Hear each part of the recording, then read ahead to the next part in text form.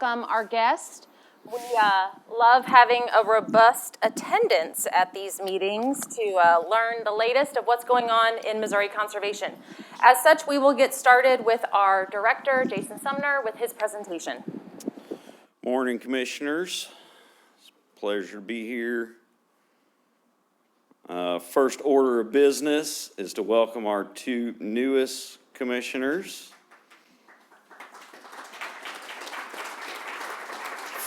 Frank Cruzy and Ed Clausen, both two individuals extremely passionate about the outdoors. We're excited to welcome you to the MDC team and look forward to a long and fruitful tenure on the commission. Start out with a huge congratulations to Seth Barrios, our Land Services Coordinator, and TJ Gravens, our Legislative Liaison, who completed the 2-year Missouri Agriculture Leadership of Tomorrow program, which develops participant communication and leadership skills while expanding an understanding of agricultural issues facing state, federal, and international arenas. These leadership skills are designed to help make a positive impact to Missouri agriculture while strengthening their communities. The department is proud to support the Missouri ALOT program and our continued engagement with our partners in agriculture. Here's a great example of staff carrying out MDC's responsible stewardship value and associated behaviors. Matt Botello was recently awarded the Public Service Commendation Medal by the U.S. Army Corps of Engineers earlier this month, last month, in appreciation for his leadership and mentorship among agencies working together to protect and restore the Mississippi River, leading to proactive impacts to thousands of acres of habitat within the U.S. Army Corps of Engineers St. Louis District's geography. Again, thanks to Matt for your professionalism and leadership. Your passion and expertise are a shining example of how MDC continues to be a leader in conservation. Huge shout out to our communication efforts. MDC collected 12 awards at this year's Association of Conservation Information National Awards in New Jersey. We have them all listed here on the slide, and the only way to fit them on here was to put really small font. So as part of the national conference, ACI presents awards in various categories to recognize the quality of work of conservation communication professionals across the country. Again, congratulations to our 2025 ACI award winners. Good job, communication team. Again, celebrating the great work of our team. Congratulations to Jamie Ebsmeyer on receiving the Missouri FSA Stellar Staff Award. Jamie was nominated by the Monroe County CED, and his nomination noted, quote, "When it comes to CRP conservation workload in Monroe County, with nearly 900 contacts, there's always something that needs to be done, a question that needs to be answered, or a producer that needs that extra bit of assistance to tackle their CRP conservation plan requirements. Whether we need the help in the field, have a question or order of technical nature, or need someone to go the extra mile in a detailed explanation with a producer, our go-to guy is Jamie Ebsmeyer, private lands conservationist with the Missouri Department of Conservation. On the picture is a buffer strip and pheasants as a result of Jamie's work in Monroe County. So again, congratulations, Jamie. Our Stream Community Strategic Initiative recently selected 2 ripe watersheds. These watersheds are ripe for forward progress and will have the opportunity for additional resource assistance to move toward achievable desired future conditions. We want to capitalize on successes that we've seen in other watersheds to help advance connectivity, improve riparian areas, and implement best management practice to improve water quality.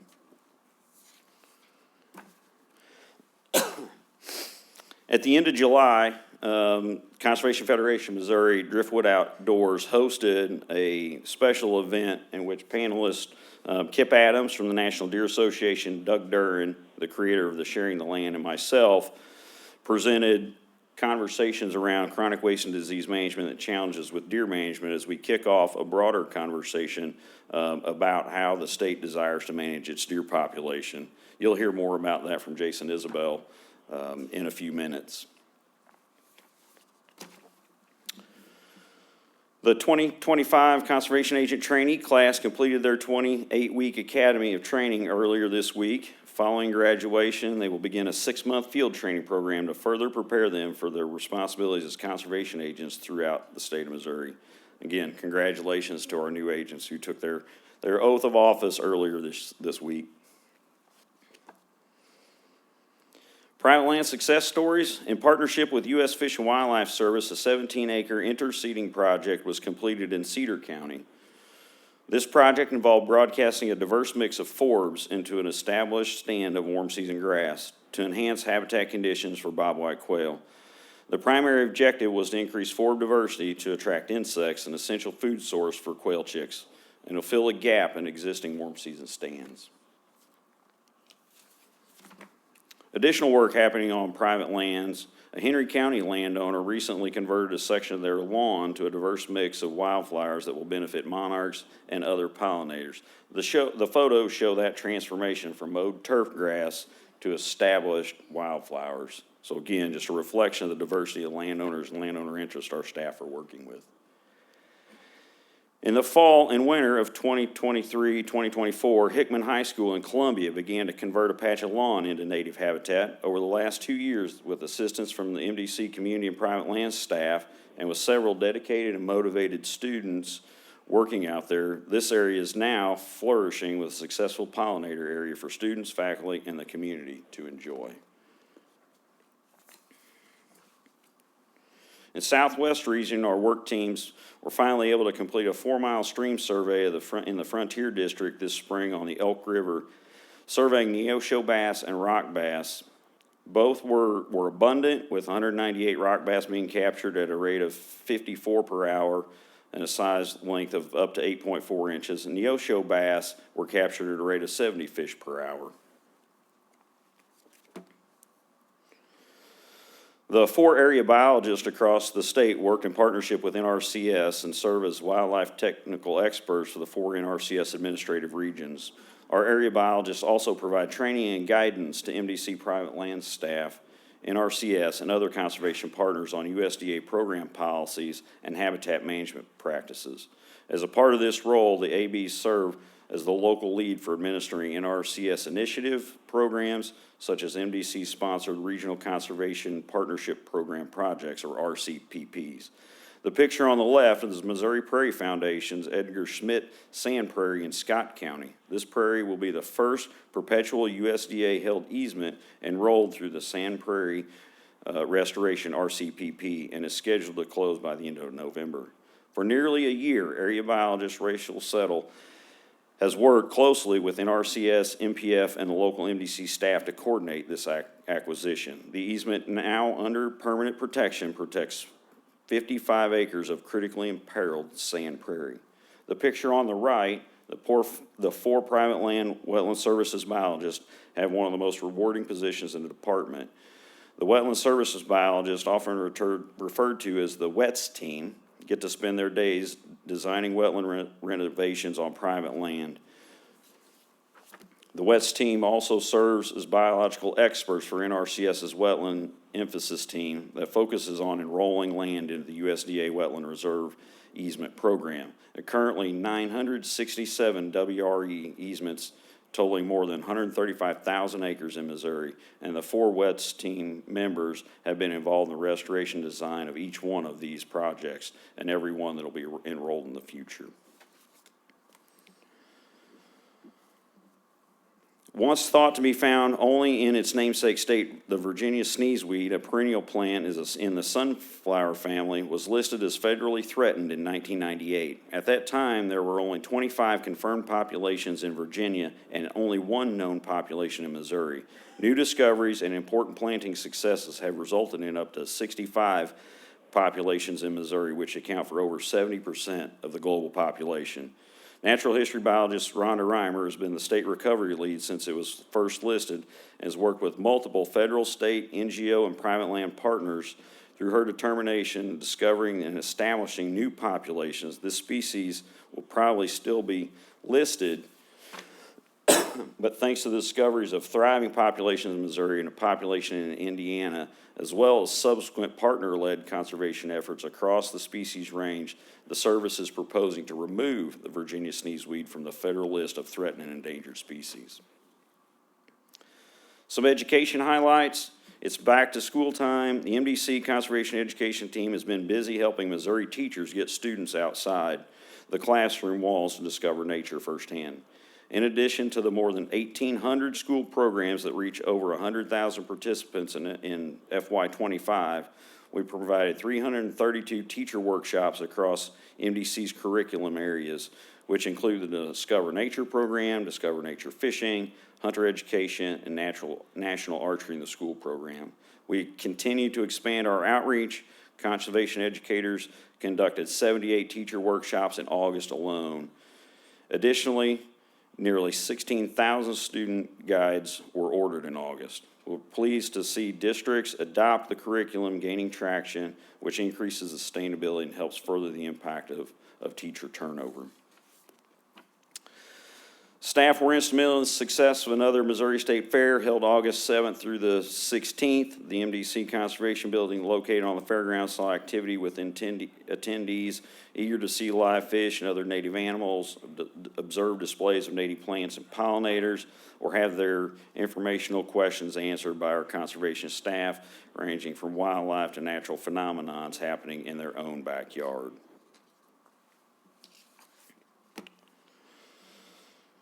As fall approached and the hunting seasons are ramping up, we also held our annual Missouri Conservation Partners Roundtable the last couple days. This year's event was hosted at Capitol Plaza Hotel and Convention Center right here in Jeff City, entitled Rooted in Our Mission. The 2025 lineup featured Buddy Huffaker of the Aldo Leopold Foundation as the keynote speaker, and a slate of plenary speakers, including Tanaya Bethke, the Council to Advance Hunting and the Shooting Sports, Tyler Swartz, Executive Director of the Conservation Federation, and Dr. Nadia Navalette-Tyndall with Lincoln University. This year's event focused on looking through the evolution of conservation in our nation, grounding ourselves in our shared and individual missions, and continue to strengthen and create partnerships that will carry our work forward. A huge thank you to the more than 350 partners who showed up for this annual event. Earlier this summer, we also celebrated the graduation of our MDC interns. We had 28 interns, 2 of which are the MDC and Johnny Morris Institute shared interns, which again, you'll hear more from Dr. Rick Relier in a moment. Pictured on the left is the interns. Pictured on the right is the interns with all of their mentors, which is actually critical in the success of this program. Conservation Business Services Purchasing Section continues to serve our internal customers, recently conducting training for contract technicians and regional business managers. The training is designed to ensure department remains relevant stewards by understanding and following procurement procedures. Attendees completed the training by working through procurement scenarios to test their knowledge. On September 10th, we celebrated the Conservation Federation's 90th anniversary in the Tiger Hotel. In 1936, Amendment 4 created the Conservation Commission and the Missouri Department of Conservation, a pioneering non-political agency for resource management driven by sportsmen and the Conservation Federation of Missouri. It took control of the conservation, giving the new commission exclusive authority over the state's wildlife resources. And again, in 1970s, the Conservation Federation of Missouri worked to pass the Design for Conservation, the 1/8 of 1% sales tax, to provide long-term funding for the Conservation Commission. The Conservation Federation has served as, quote, the voice of Missouri, and happily celebrated its 90th anniversary. Now I'll close with a few history notes. On October 1st, 1965, Governor Hearns and the Conservation Commission dedicated this very facility as commission headquarters, and certainly an established icon in the work of conservation with the murals outside by none other than Charlie Swartz. Our partner roundtable panel came over and visited and recognized the significance of those murals. And in 2000, department artist Mark Rydell completed 3 murals, each representing a decade of conservation programs, presenting the 70s, 80s, and 90s that are around the room today. And as we continue to progress in the successes, we have added murals for the 2000s and 2010s, and we're halfway through the legacy of the 2020s. With that, Madam Chair, that concludes my director's update. Thank you, Director Sumner. Commission, any questions for our director? Okay, Jason, please proceed. All right. It is my pleasure to present our next speaker, while we had hoped to have 2 of them, Craig Pockert, with USGS Cooperative Research Center. As many of you know, the federal employees are currently furloughed, so he's not with us. But today we do have Rick Relier, who serves as the William Rucker Professor in Fish and Wildlife Management at Mizzou. He received a BS in Wildlife Biology from SUNY and an MS in Wildlife Management from Texas Tech University and a PhD in Ecology and Evolution from the University of Michigan. Rick has authored more than 200 scientific articles and presented research seminars throughout the world. He's authored 15 textbooks over the last 15 years, which have educated more than 1.7 million students. He was a professor at the University of Pittsburgh from 1999 to 2014, where he served as the director of Pitt's Biological Field Station. In 2014, he moved to Rensselaer Polytech Institute in New York to direct the Freshwater Institute. In 2025, we were excited to welcome Rick to Mizzou to be the first director of the Johnny Morris Institute of Fisheries, Wetlands, and Aquatic Systems. Rick?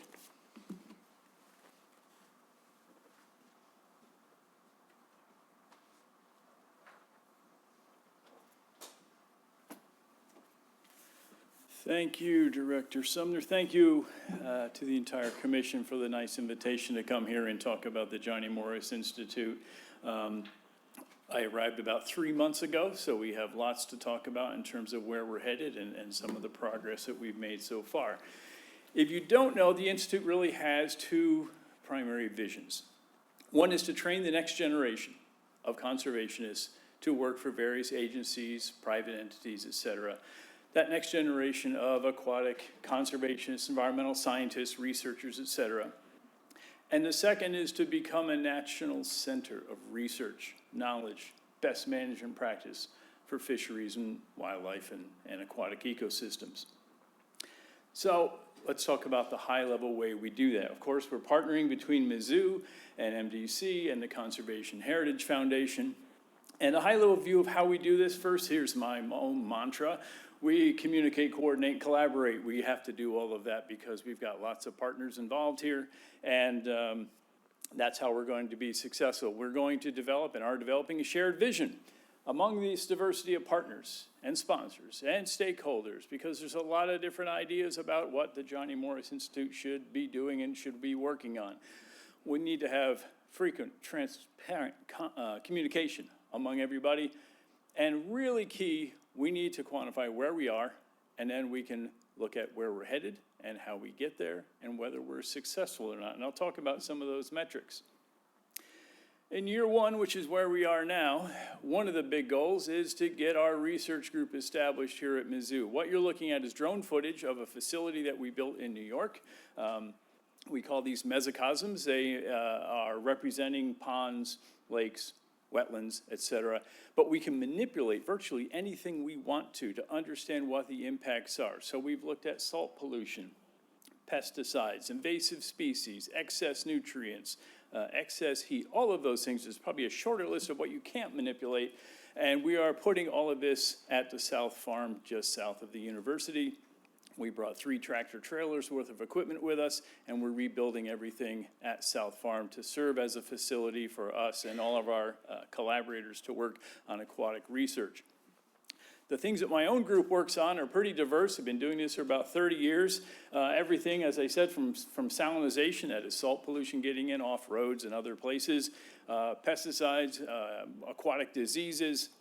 You see the list there, lots of limnology, water quality. We've even designed aquatic sensors, automated ways to collect data on streams and rivers and lakes, and then deploying really complex sensor networks to have frequent insights into how water is behaving.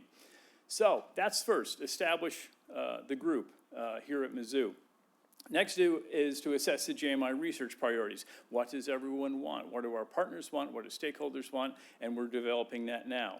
Hiring the first assistant professor, and our goal actually, initial goal was to hire 2 faculty. I think we can, with shared effort, hire 3 new faculty.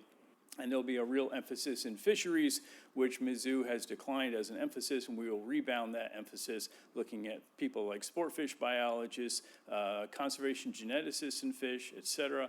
We also have an interest in areas like wetlands and duck biologists, and we'll be rolling out that plan over the next few years. Having collaborations, which I'll talk about, among both people at Mizzou and lots of outside collaborators, so we'll mention who those are. Bringing in grant proposals, so we're not relying just on our partners to fund the Johnny Morris Institute. Market this to high schools and community colleges. Why? We need to get workforce development. We need to get more people excited about what we do as a career, and we need to get them into high school stage. One of the things that I always notice, if you talk to 17 or 18-year-olds, there are lots of people in this room who work in conservation. Most of us didn't know this was a career. Someone had to tell us, and I find it's really useful to go into high schools and talk to them. In fact, some of the books that I write for textbooks are things like AP Environmental Science, where we reach lots of high school students around the country. And we want to, talking about metrics, we want to assess what is the quality of undergraduate education in natural resources at Mizzou. So we've engaged with our colleague Kristen Gibson, who's a social scientist in our division, and she has interviewed, I think, 16 MDC biologists to ask, what are we doing well? What should we be doing? What should we add? How do we broaden the kind of training that the students get? And all of that is all the interviews have been done, and she's analyzing those data now to give us guidance on where we need to go in terms of undergraduate education. Let's talk about 5-year goals. So looking out a little farther, we'll hire a second and likely a third new faculty member. So these aren't replacement faculty, these are new faculty members who will have new skills that can help the Johnny Morris Institute and all of our partners. Our goal is to secure at least $10 million in external funding. That's from all different state and federal agencies, conservation organizations, donors, et cetera, over and above what we're working on the JMI endowment. Attract new grad students. I think we can attract 50 new undergrad students to work in our labs. We should have a goal of at least 70% underrepresented groups in STEM. Thinking about something we call the National Science Foundation Research Experience for Undergrads, or REU. Those are ways to get more students, more opportunities, and engage with local science teachers. And I really like all of the things I heard in the last 2 days at the Partner Roundtable about ways to engage with educators. We absolutely have to get into those schools to excite students about a career in conservation, and that's what we're going to do. We will pursue collaborations across Mizzou. One of the things I've been doing the last couple of months is finding all the people who work in aquatics in some way at Mizzou.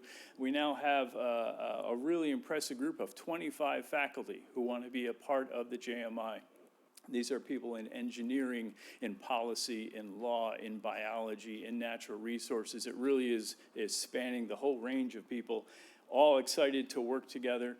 What's really interesting is, and maybe not surprising, many of them don't even know each other, and now they do. So we have lots of new collaborative opportunities of faculty at Mizzou who haven't worked together but are going to be working together and finding new opportunities.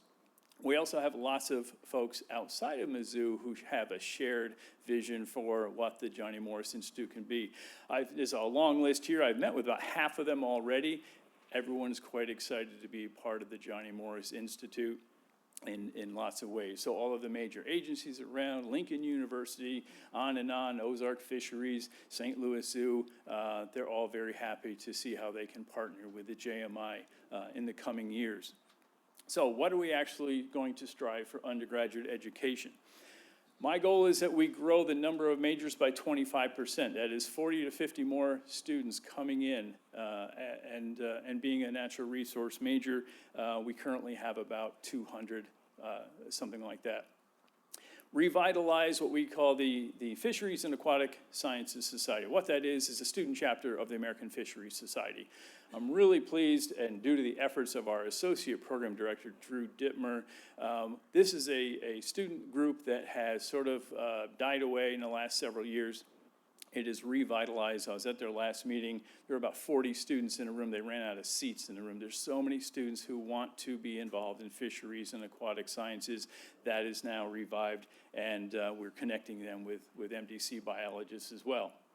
Developing new courses. So lots of expansion of the training opportunities, both with the faculty that we're going to hire, yours truly, as well as a new course that we're proposing right now. And it's a freshman course, and the idea is to give freshmen an opportunity to understand what a career in conservation is all about and how to find internships, how to prepare for that. I have advised probably thousands of students over 30 years. The thing that I always hear from an awful lot of juniors and seniors is I didn't know it was important to get research experience, and I didn't know how to do it. We want to require every freshman in natural resources to go through this simple one-credit course. Every single one of them will know. We think that's important to get excited, to get opportunities, but also help retention. Our retention from freshman to sophomore isn't as high as it needs to be. So more students in the door, a higher retention rate, and more of them learning about internships. We need to put 10 or 20 more students in internships. One of the questions I had when I arrived is how many students are interested? And someone said, I don't think students today are that interested in doing this. And I said, I think you're wrong. So we went around to SNR and the School of Natural Resources and said, how many students currently do internships? And I was delighted. The number is over 70 are doing summertime, full-time paid internships. And those are key. They need to be full-time, they need to be paid, and we need to think about housing when we put them in remote areas of the state of Missouri. So I think we can do much more, and we've already identified nearly 10 new internships that we can add to the Johnny Morris Institute to give more opportunities. These students need summer internships so they understand what the career is like. They build the skills so that when they come out, they are ready to be hired. They've got the skills that we need. We want to think about cross-campus educational opportunities with the diversity of faculty that we have. We want to think about grant funding, not just for research, but also for education and outreach. And as I keep saying, we need to engage with K-12 teachers. My group has been doing that for about 20 years. Lots of other folks have been doing that. We want to partner with them and see how we get students excited to be the future conservationists.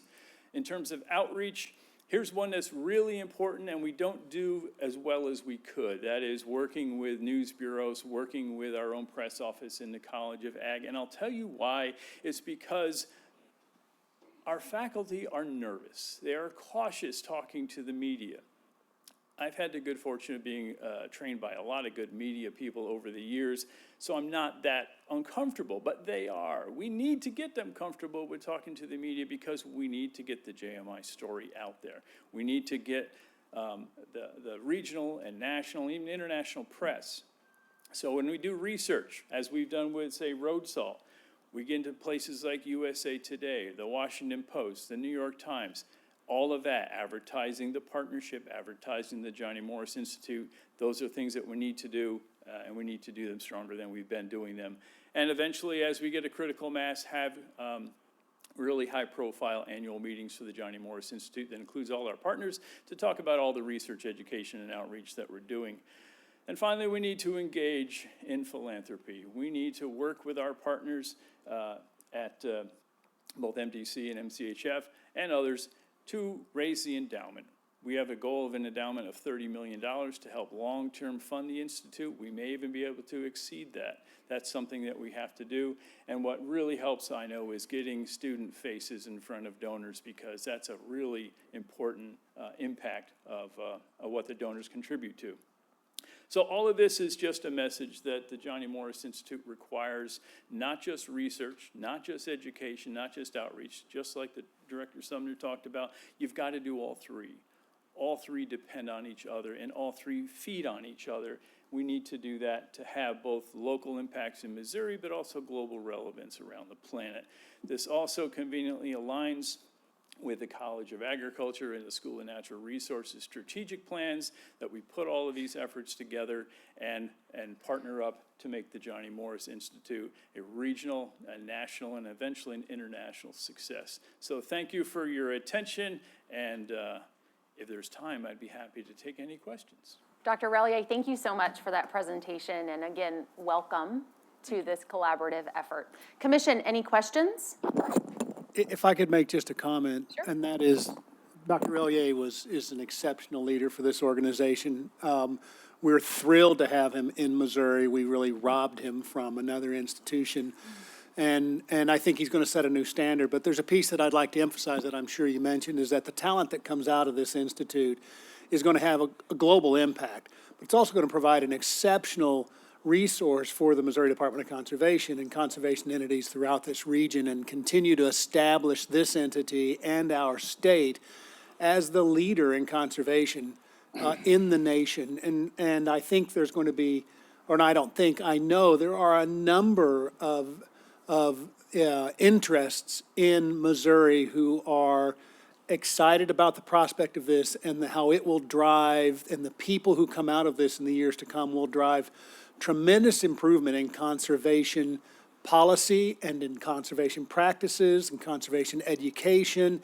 And as we, as a society, continue to want more data and information in order to make good decisions, this organization that Rick is running is going to be foundational in that. And so I ask that you all continue to do what you've done and advocate for conservation in the state of Missouri and beyond, and keep JMI in mind as you attend to your own business and your own passions, because what I think you'll find about Rick is that he's always looking to collaborate.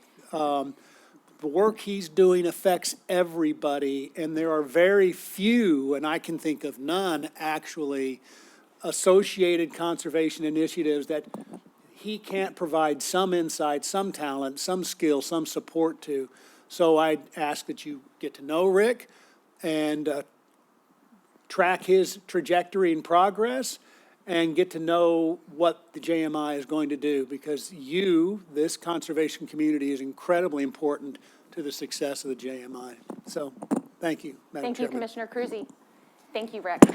Madam Chair, Oh, may I? yes. May I offer just a very Quickly. quick comment that is consistent with Mr. Cruzy? Welcome, Mr. Cruzy, to the commission. Dr. Relier, you and I have had a chance to get to know each other on a couple of occasions. I think it's amazing how you're getting around the state to meet the different stakeholders. And I applaud the Conservation Heritage Foundation for the partnership with you and the university. I want to tell you, I had occasion to run into our university system president, Moon Choi, a while back at a football game. And we had a nice discussion, and the conversation led to a discussion of the Johnny Morris Institute. And he, when I mentioned your name, he lit up about that and said that the Institute had truly landed on the right guy, the right leader. He commented that the search had been an extended search, even continued, to make sure they found the proper person. And he ended his comments with, "I'm really happy that we continue the search to get to the right individual." And so I just thought that was a great testament to what the Institute's going to do and the leadership is now under. So good luck, and we are all here to help you succeed. And we'll look forward to seeing you in the future. Thank you all for the kind words and the support, and very much looking forward to working with all of you. Excellent. Thank you, Dr. Relier. Next, we will proceed with a report from our Regulations Committee. So Deputy Director Laura Conley. Oh, I'm sorry, Laura. Please pause. Commission, I will direct your attention to our consent calendar, and I will entertain a motion thereof to approve as is, or add or take anything off of the consent calendar. Commission, do I have a motion to pass the consent or confirm the consent calendar? So moved. Do I have a second? Second. Any discussion? All in favor say aye. Aye. Opposed, same sign. All right, consent calendar approved. Thank you, Deputy Director Conley. You may now proceed. Thank you, Madam Chair. And I want to warn you, this is a long regulations report. We have a lot of items, so I will move through it as quickly as I can. Good morning, Madam Chair. Good morning, Commissioners, Director Sumners. In May, the Commission voted to approve recommendations for regulation changes that would adjust permit fees to reflect a more current cost adjustment based on changes in the Consumer Price Index, and to move permit fees and related costs from individual rules into one new fee rule for Chapters 5, 9, and 10 respectively. Approval was also given for the creation of a non-resident migratory bird hunting permit and non-resident trout permit. In addition to the permit-related recommendations, 4 proposed changes to fur bear hunting and trapping regulations were recommended and received initial approval as well. Following the Commission's initial consideration, these proposed rulemakings were filed with the Secretary of State's office and published in the Missouri Register, which initiated a 30-day public comment period. From July 2nd through July 31st, the department received slightly more than 1,900 comments across the 90 different proposals related to both permits and fur bears. A summary of all comments received is included on final orders of rulemaking provided in your commission packet. This presentation of orders of rulemaking as formal commission action items signifies the final step in the department's regulation process. The Commission has the authority to adopt as originally written, amend, or withdraw the proposed amendments or proposed regulations. Commissioners, I will begin with the action items related to permits. If approved today, each of these will become effective January 1st, 2026. The first action item for final consideration would create a non-resident migratory bird permit. Comments were received from 7 individuals, with individuals indicating only general support or general opposition.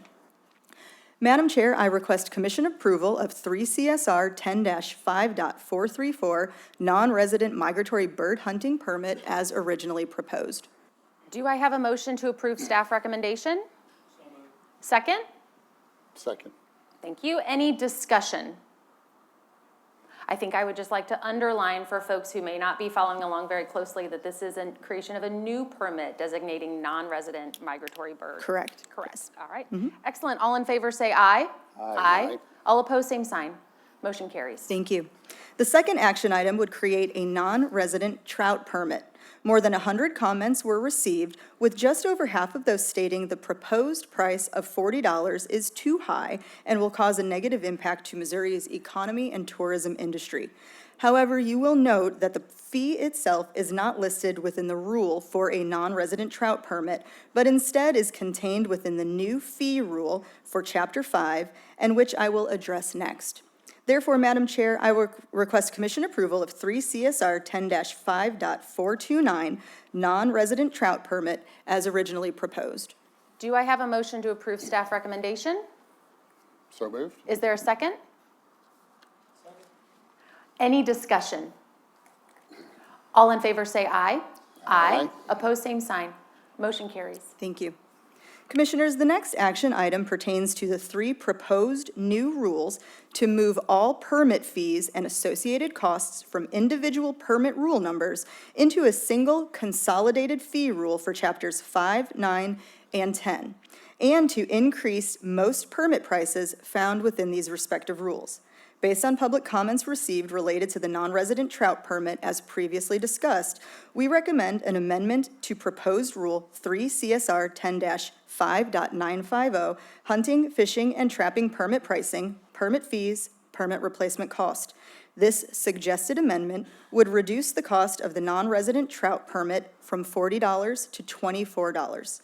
We also suggest amending 3 CSR 10-10.950 permit pricing, permit fees, other fees, permit replacement cost to include the word commercial in the title. This would provide additional clarity and mirror the titling of the sport permit and confined wildlife permit fee rules. No changes are recommended to 3 CSR 10-9.950 confined wildlife permit pricing, permit fees, other fees, permit replacement cost. Madam Chair, I request Commission approval of these 3 rules as described with amendments to 10-5.950 and 10-10.950. Motion to approve staff recommendation. So moved. Is there a second? Second. Any discussion? So Laura, this is what you were alluding to earlier. Initially, we put out a $40 non-resident trout permit. Correct. With public input, which of course we weigh very seriously and sincerely. We've decided to make that $24. Is That's that correct. That's Excellent. correct. Any other discussion? All in favor say aye. Aye. Opposed, same sign. Motion carries. Thank you. The last section of items related to permits would remove permit fees and associated costs from individual permit rule numbers in Chapter 5, 9, and 10, and rescind 3 CSR 10-5.222 youth pricing deer and turkey permits, as the youth pricing information is now contained in the new fee rule. Madam Chair, I request commission approval of these orders of rulemaking as detailed in your packet. Do I have a motion to approve staff recommendation? So moved? Is there a second? All in favor say, any discussion? All in favor say aye. Aye. Opposed, same sign. Motion carries. Thank you. Commissioners, the next action items involve proposed amendments to fur bear hunting and trapping regulations, 2 of which generated a fair amount of public comment. I will present all of the items and then request action separately after we've gone through each of the considerations. Over 700 individuals and 5 organizations commented on 3 CSR 10-7.410 hunting methods, with the majority in favor of proposed changes to extend the length of time artificial light, night vision, and thermal imagery equipment can be used for hunting coyotes. If approved today, this change would be effective January 1st, 2026. Madam Chair, the second set of proposed changes were to 3 CSR 8.510, use of traps, which resulted in comments from over 900 individuals and 5 organizations. There was a substantial amount of concern expressed over the perceived risk of capturing dogs and other non-target animals with conibears and snares in dry land applications as originally proposed. There was also apparent confusion about whether the proposal required deer stops or breakaway devices for snares in dry land applications, both of which these items were included in the original proposal. After careful consideration of all input received, we have developed an amendment to the proposal which you as a commission could consider. The proposed amendment would modify sections 6 and 8 of the proposed amendment to address the most common concerns related to the capture of dogs and non-target animals. I'll briefly summarize what the original proposal was, and then we can discuss the proposed amendment to that proposal. As originally proposed, conibears and similar type traps not greater than 7 inches and snares could be used on the ground in dry land applications. Use was limited to private land, and there were additional restrictions on placement, size, etc.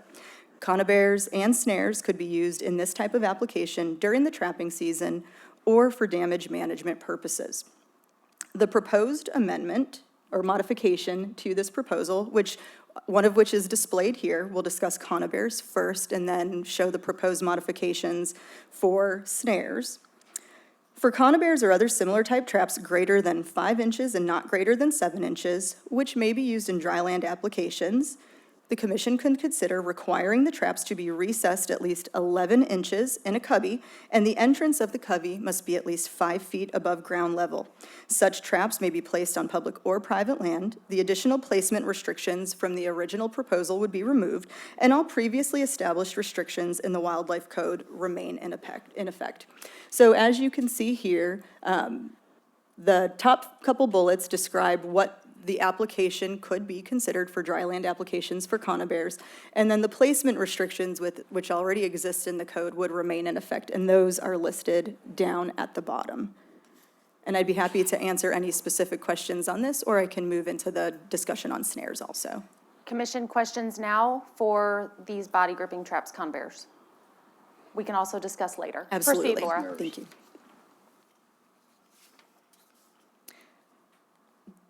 For snares in dry land applications, a proposed modification could be to only allow these for the protection of property in accordance with 3 CSR 10-4.130, owner may protect property.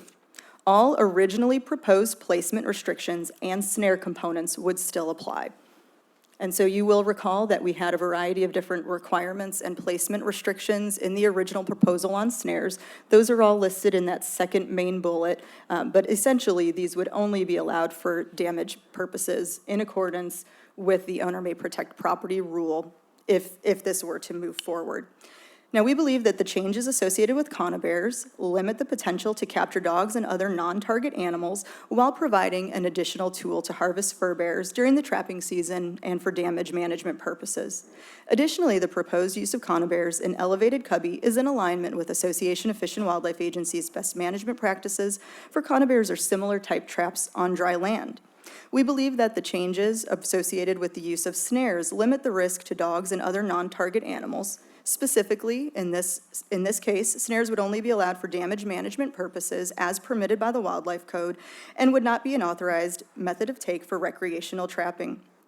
Association of Fish and Wildlife Agency BMPs don't exist for snares, and the use of snares and associated regulations do vary quite widely from state to state. For example, snares are not allowed in dryland applications in Illinois and Oklahoma, but are allowed with few restrictions in Kansas and Tennessee. In many cases, for states that do allow the use of snares in dryland applications, many require deer stops and restrict use in public right-of-ways. These proposed modifications in dry land applications would allow snares for damage management purposes, and we believe mitigate the primary concern related to the capture of dogs, and we believe that the placement restrictions as originally proposed and included here are reasonable. All other aspects of the original proposal in this case would remain. Now, proposed changes to 3 CSR 10-20.805 definitions are directly related to changes to this specific rule, as those add a definition for a cubby and clarify the definition of a snare. So as we discuss those, we would discuss those as taken together.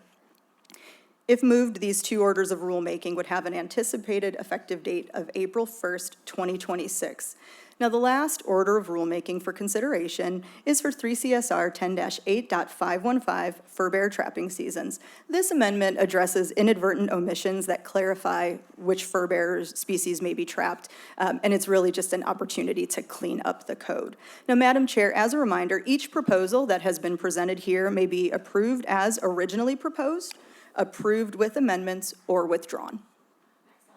Thank you, Deputy Director Conley. If you would please yield the podium. I know that Absolutely. we have a number of our public members and citizens who requested time to speak in front of the commission. We have approved all of those individuals, and I would like to call them up to the podium one by one so that they can share their thoughts with the commission. I do ask that their presentations be limited to 5 minutes or less. First, I would like to ask Jim Palmer, if he's present, to please come forward.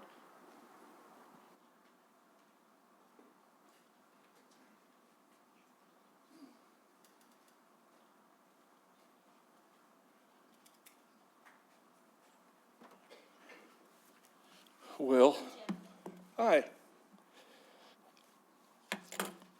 Good morning, everybody. My name is Jim Palmer. I am the Conservation Director for the Missouri Trappers Association.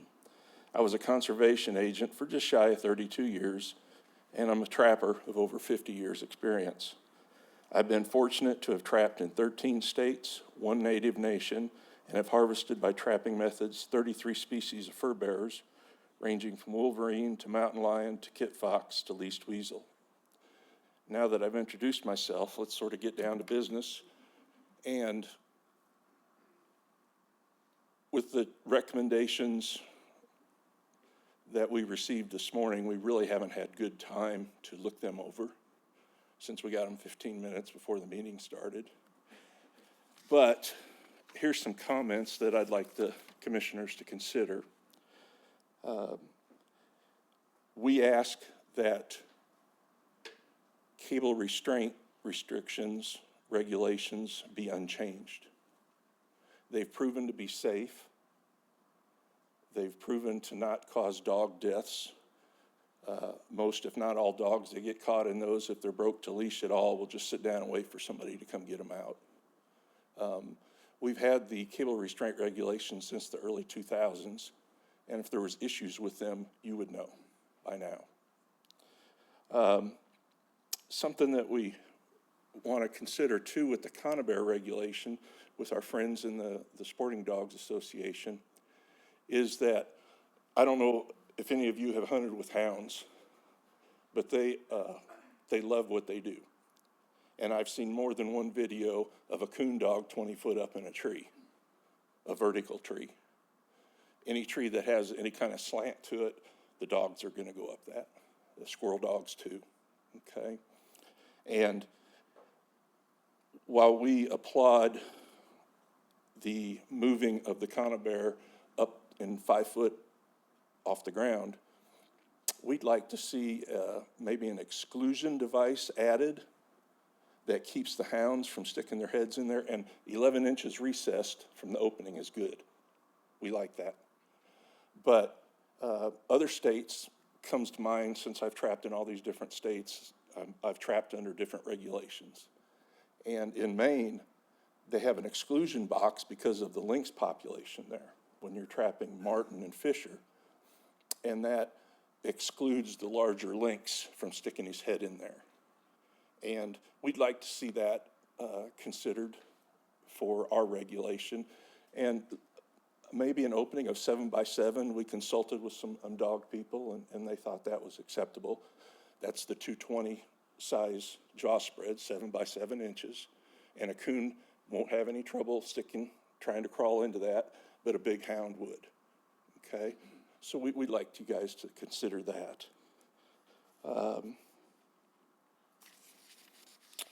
I've scribbled notes down, so. Again, leave the cable restraint regulations as is. Don't change those. They've proven to be safe. Exclusion device on the cubbies and trees. And we appreciate you guys working on us. We'd like to know a little bit earlier. We'd like to know to be in the process. I'd like to reintroduce the Trappers Association to you all. And here's something I wrote yesterday. The Missouri Trappers Association is an organization currently of 900 members, and it was formed over 50 years ago. The MTA's growing membership numbers are in sharp contrast to the current low fur market. We are proud to represent all of Missouri's trappers. Our members are some of the best trappers in the United States. We harvest a large portion of the fur bearers taken in Missouri each year. We take the lead and partner with Missouri conservation agents to conduct trapper education programs throughout our state. We have partnered with the Missouri Department of Conservation in writing the cable restraint student manual that was required for several years. And you notice there's our Missouri Trappers Association insignia right on the cover.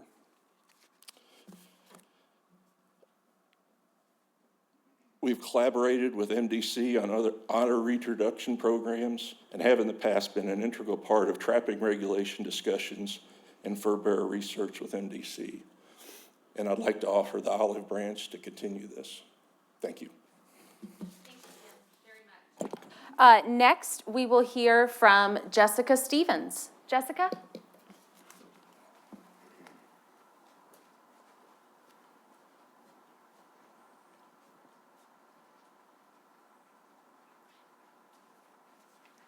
Good morning. Good morning. So as Jim said, we literally had like next to no time to look at your all's recommendations for changes. So I'm going to continue on like I haven't seen them so that you all can hear my train of thought and kind of what my concerns are in case I'm going to bring up something that you all hadn't thought about, okay? So first and foremost, if you guys are here today and you took off work or your family time to come and show your opposal to this, would y'all just stand up and show the people here that you all took the time to be here? I do appreciate that. And I was also asked by our hound organization to let you guys know that the sport of running dogs dates back to the 1700s in the United States. So it is definitely a tradition we would like to see continuing on. So as mentioned, I am Jessica Stevens and I am the Sporting Dog Secretary. I am here representing them, but I am representing so many more people. I'm a farmer's daughter, born and raised, and so my love of livestock dogs and that kind of stuff runs deep as well as this. So my thought process when all of this came about was thinking of these snares and conibears. Now, when I took my hunter safety course a very, very long time ago, I remember those people drilling into my head. You never point your gun at anything you don't intend to kill. You verify your target and its surroundings, because you want to do everything in the safest way possible, correct? So when you're talking about setting these snares and conibears out where anything or everything, even your livestock, could potentially get hung in them, to me, that seems like a very big danger that is not worth the risk. So the other part on this is, you know, the Missouri Trappers Association has shown strong opposal to this, as well as Sporting Dog. And now we also have the Missouri Conservation Federation in this. So when we have these three strong organizations throwing their opposition at this, I really hope that you guys do sincerely take that into consideration, because we are a large part of these people that is going to affect. And as Jim said, on the cable restraints and snares, I'm not a trapper. I will tell you that. I have run dogs and livestock animals and that kind of stuff my whole life. But I had no clue what a snare was versus a cable restraint. So I purposely learned. Cable restraints are fabulous. They are actually a very important part of the live trapping community because they do fund a lot of our coyote hunting facilities. And it is actually an integral part of those people's livelihoods to be able to trap those live coyotes and use the current regulations how they are. In the fence lines, things like that are a great way to do that with a live capture, so that if you do unintentionally catch an animal you didn't want, it could be the neighbor's livestock dog, it could be somebody's calf, you can still safely release that animal without harm. So cable restraint's fabulous. We would like to see none of that part change. The snares, obviously, we don't like the lethalness of that, and the fact that whatever finds itself in there is not gonna have a good outcome. Now, the 220 conibears, as you can imagine, we're not a big fan of, so, and that is just because of the huge danger. They are large, and in my mind, when I look at this, to me, they are a very indiscriminate killer. Whatever lands in that, you guys had a demonstration, or the prior commissioners did, of what a 220 is capable of. Okay, it snapped the yardstick in half on the last guy's demonstration, if you guys recall. If an animal, your livestock dogs, your hounds, anything that gets in there, it's not gonna be a good outcome. And there's no way to keep non-target animals out of them currently, the way it is written in your proposals. So we would like to see those gone away with completely, but in our letter that we stated to you guys, if you were going to use some sort of conibear regulation change, we would like to see the reduced size and no less than 5 to 6 feet off the ground, which is kind of how we came about in that modification that you all have. The other part of this is when I went to study what MDC is about, I looked up your mission statement, because I thought that's an important part of every organization. Everybody should have a mission statement, right? In the beginning, it says to protect and manage the fish, forest, and wildlife resources of the state.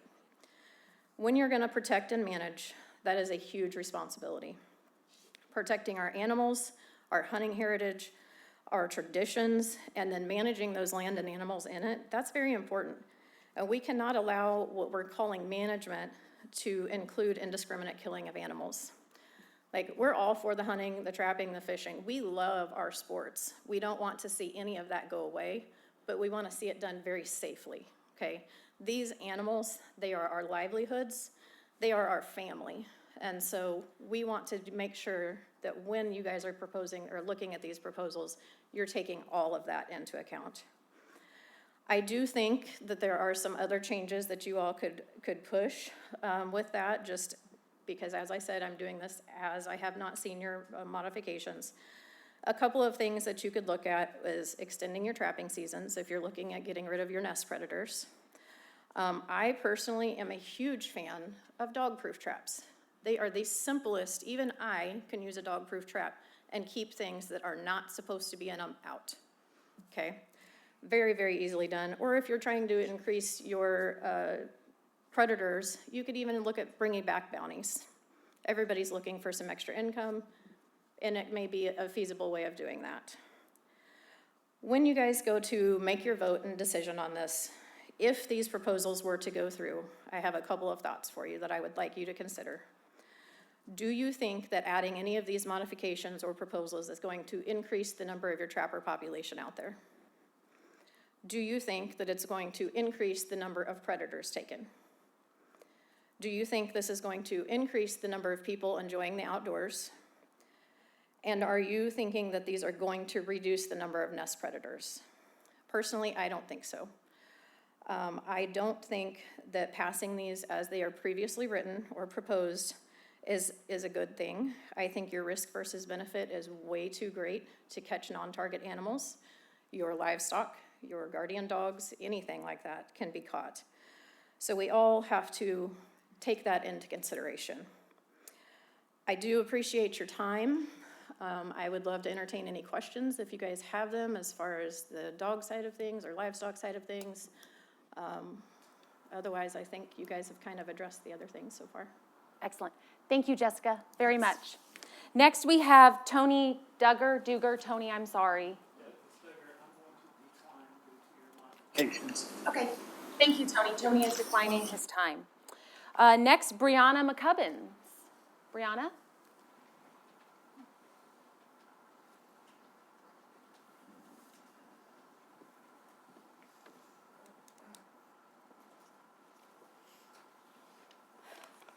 Hello, everybody. My name's Brianna McCubbins.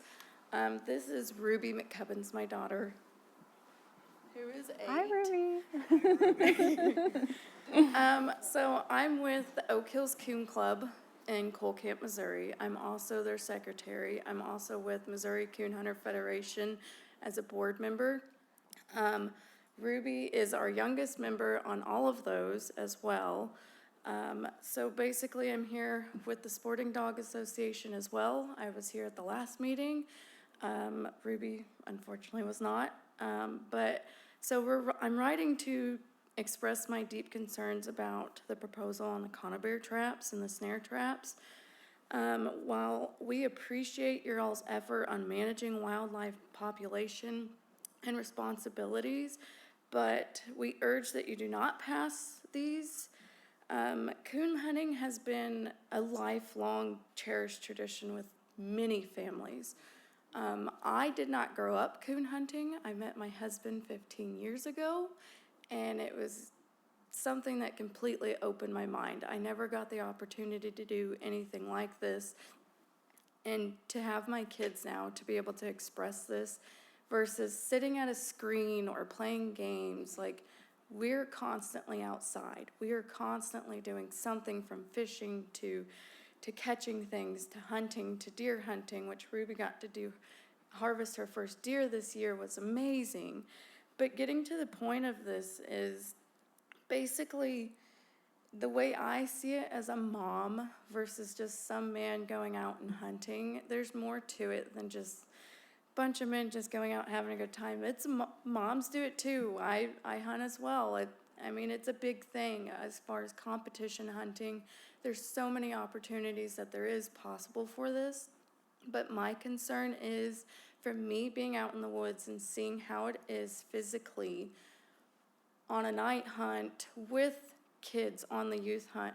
The kids don't really watch where they're going as much as they should.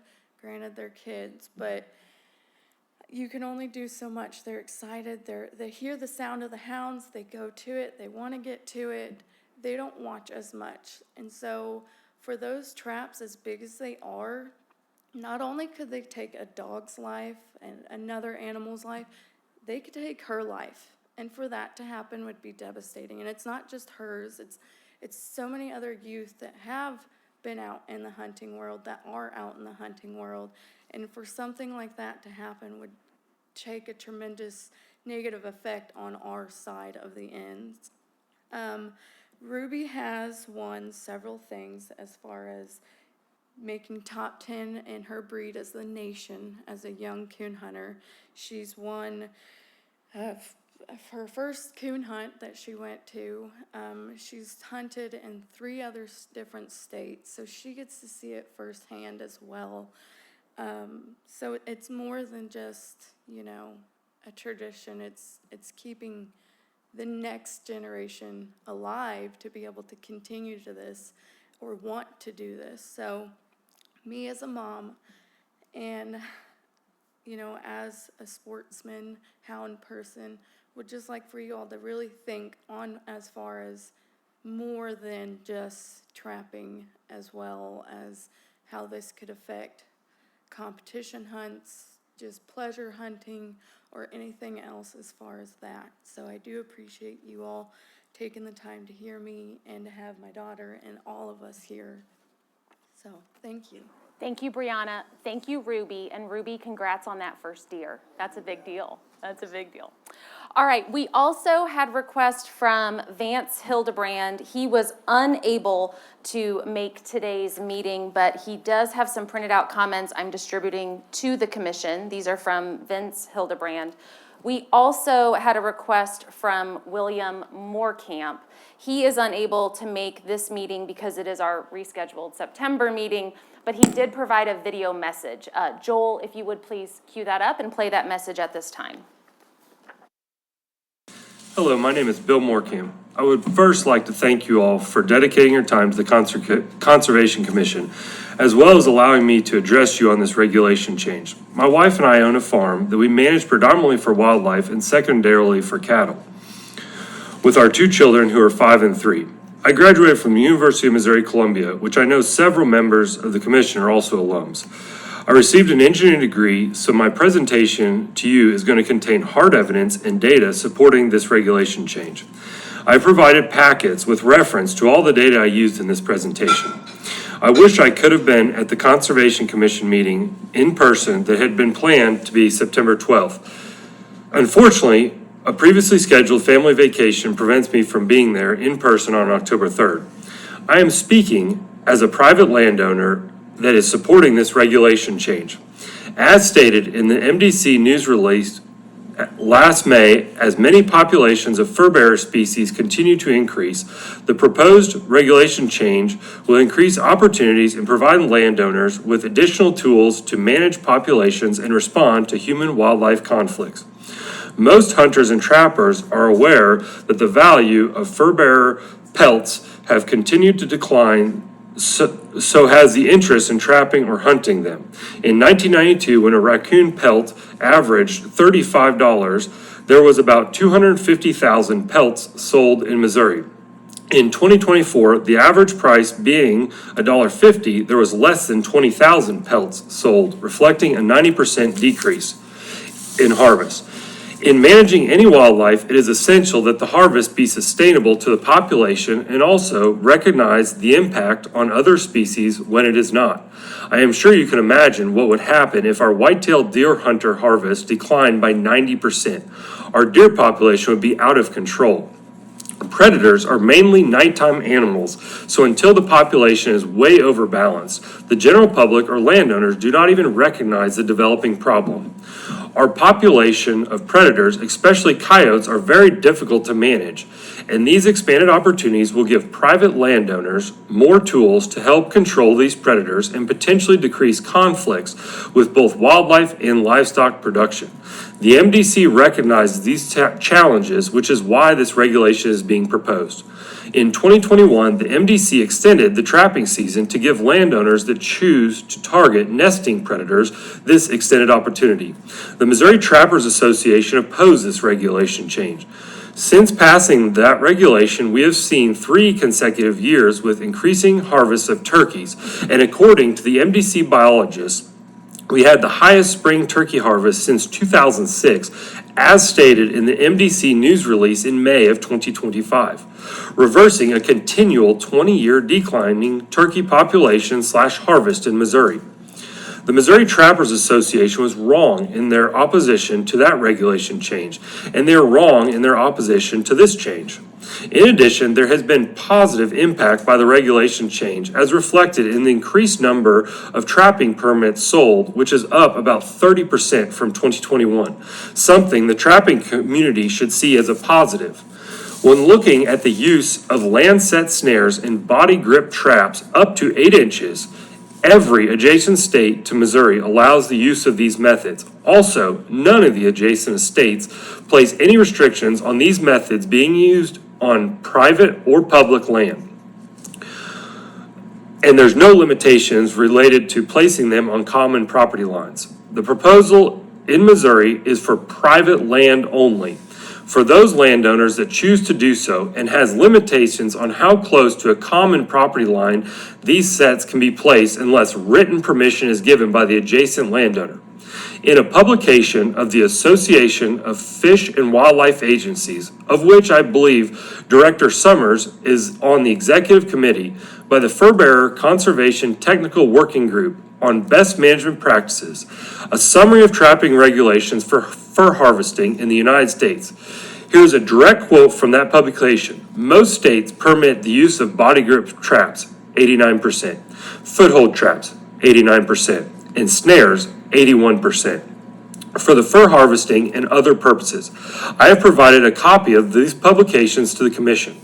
Regarding the dog running group's concern of these trapping methods having the potential of killing their dogs, as most people are aware, running dog enthusiasts utilize GPS tracking shock collars.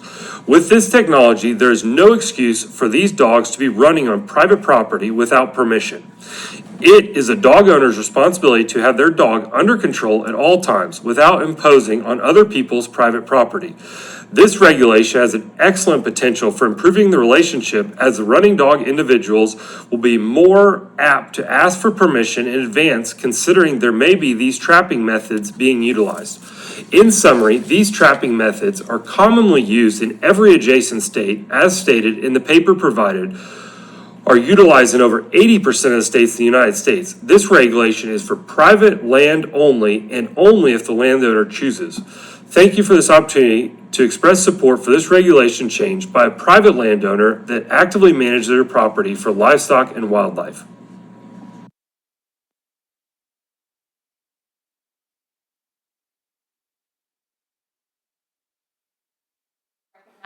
Folks are taking time away from work, time away from their family, and the commission does much the same thing, right? As we're all sitting here today and working through these problems and issues and discussions. So thank you all for being here. At this time, I would recommend we're gonna take a 10-minute break, and we will resume back at 9:55.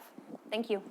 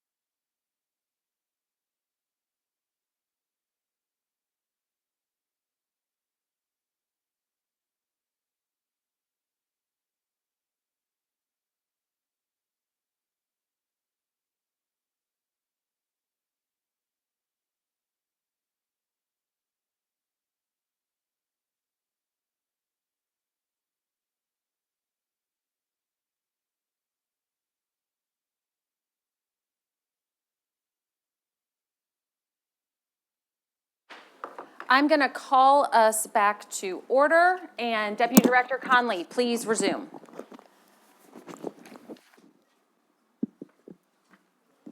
Thank you, Madam Chair. Thank you, Commissioners.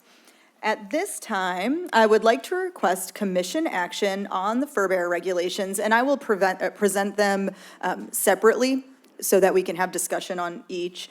So first, I request commission action of 3 CSR 10-7.410, hunting methods, which expands the dates that thermal imagery, night vision, and artificial light can be used. Staff have no proposed amendments to this recommendation. Again, the commission can approve as originally proposed, can amend or withdraw the proposal.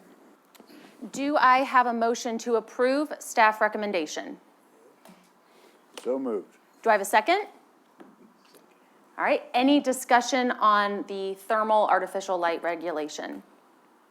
Madam Chair, I would just like to say that this too received a number of comments throughout Yes. the process. And reading those comments, particularly on some of these regulations, is very important to me and was very important. And I have read them, and I wholly support moving forward. And if we need to tweak it down the road or whatever, like other regulations, we can revisit it. But I urge passage with this commission. Yep, specific to thermals, overwhelmingly positive feedback that we did receive. And just a quick underlining, this would be effective January 1st. of Correct, 2026. yes, this would be effective January 1st. Excellent. All in favor say aye. Aye. Opposed, same sign. Motion carries. Thank you.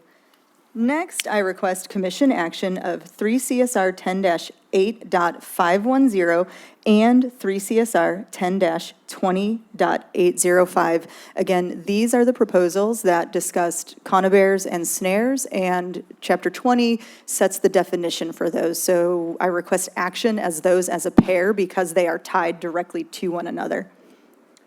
Do I have a motion regarding this proposed regulation? Madam Chair, Yes. if you'll allow, as I understand, there are essentially three options before us here with this. To pass it as it was proposed in May, to amend it, perhaps along the lines or along the recommendation, which was very thoughtfully presented here and makes much sense, or to further amend that amendment, or to withdraw it altogether and perhaps come back a different day. So That's correct. I would like to offer as a motion to withdraw these two particular regulations with the notion that we will come back to revisit after further consideration. And if this motion is seconded, I may offer a few additional comments for the benefit of the folks in the room and so on. So we have a motion to withdraw. Is there a second? Second. Okay. And as Commissioner Wagner alluded to, he would like some discussion. So Commissioner Wagner, I'll start with you if that's okay. Thank you, Madam Chair. A discussion, perhaps remarks are different. I've got some cryptic notes that I wrote this morning and late last night, and I perhaps won't be able to read them. But first of all, I want to thank each of the speakers here today. I want to thank each of the speakers that came before. There was a question, why weren't we asked questions? Did it matter to you? And of course, it mattered to the commission about those speakers. We heard every word of them. I drove up and down the highway, not up and down, but along the highway one day. I do a lot of driving. I listened to those remarks 2 different times, and I stopped periodically throughout those remarks and rewound and reabsorbed what was said. And I did that then, and I'll do it again. So I know I speak for everybody and thanking each of the speakers here today. There has been a tremendous amount of discussion that has gone into this, and this regulation, like every regulation we propose and pass, deserves very serious consideration because it affects all Missourians consistent with the mission that was outlined earlier today. It has generated a tremendous amount of comments, over 380 pages of comments with 1,000 different comments, along with a few additional early arrivals, late arrivals. The commission has been provided those comments and summaries of those comments, and I want to underscore, from my personal experience, I read each and every one of those comments. I soaked it up and I read them. I even attempted to print them all out so I could annotate them, and that worked for about 100 pages. until my printer dried up and I didn't get it. But they were all over the board, many in support and many against this regulation. In some ways, this issue has awakened a sleeping giant.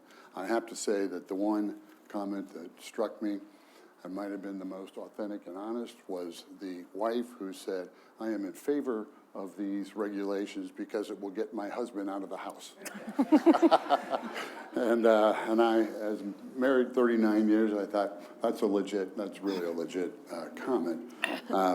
But we have seen the regulations that you have posed, the amendment, and it addresses many of the concerns which have been raised. And we're going to thoughtfully consider that as we go forward. We're going to seek to find the right balance between the interests that we've heard here, the trappers, the dog owners, the landowners, those who desire to address the predator management in connection with their cattle, their calves, their turkeys, their habitat, and so on and so forth.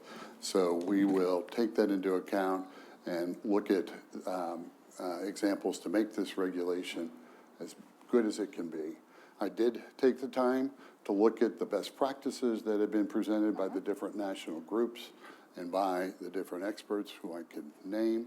You all know who many of them are. I've looked at all of the surrounding states and have a sense for what is included in other states, both surrounding and beyond, with respect to the conibears and the snares. So I think we will come back. And I do want to say this, that the regulation, proposed regulation that was considered and voted upon in May was one that was supported by this entire commission. Correct. There has been question about the process, and we don't need to worry about that. It doesn't matter, because here we are today essentially starting over.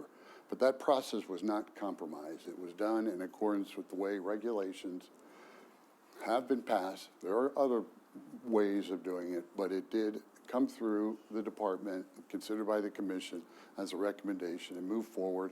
And the process is working, okay? Comments, and you all are here in the room. Sausage making is not pretty or easy, as many have said along the road. So that is all fine, that we've had that process, and we're going to continue to look at it and take into account all of the things. So that is the purpose with my motion to withdraw the regulation. There's not a winner, and there's not a loser at this particular moment with respect to this regulation, but I think we can find a way that most everybody will have some accommodation to protect their interest, and Ruby will be able to hunt and follow her dog and have confidence that she will win more blue ribbons and trophies and so on and so forth. And I spent a day out in the field running traps with one of the individuals here in this room, and I look forward to doing that again. And I invite myself, I don't know who to direct this self-invited invitation to go on some dog hunting expeditions as well. I have hunted behind beagles.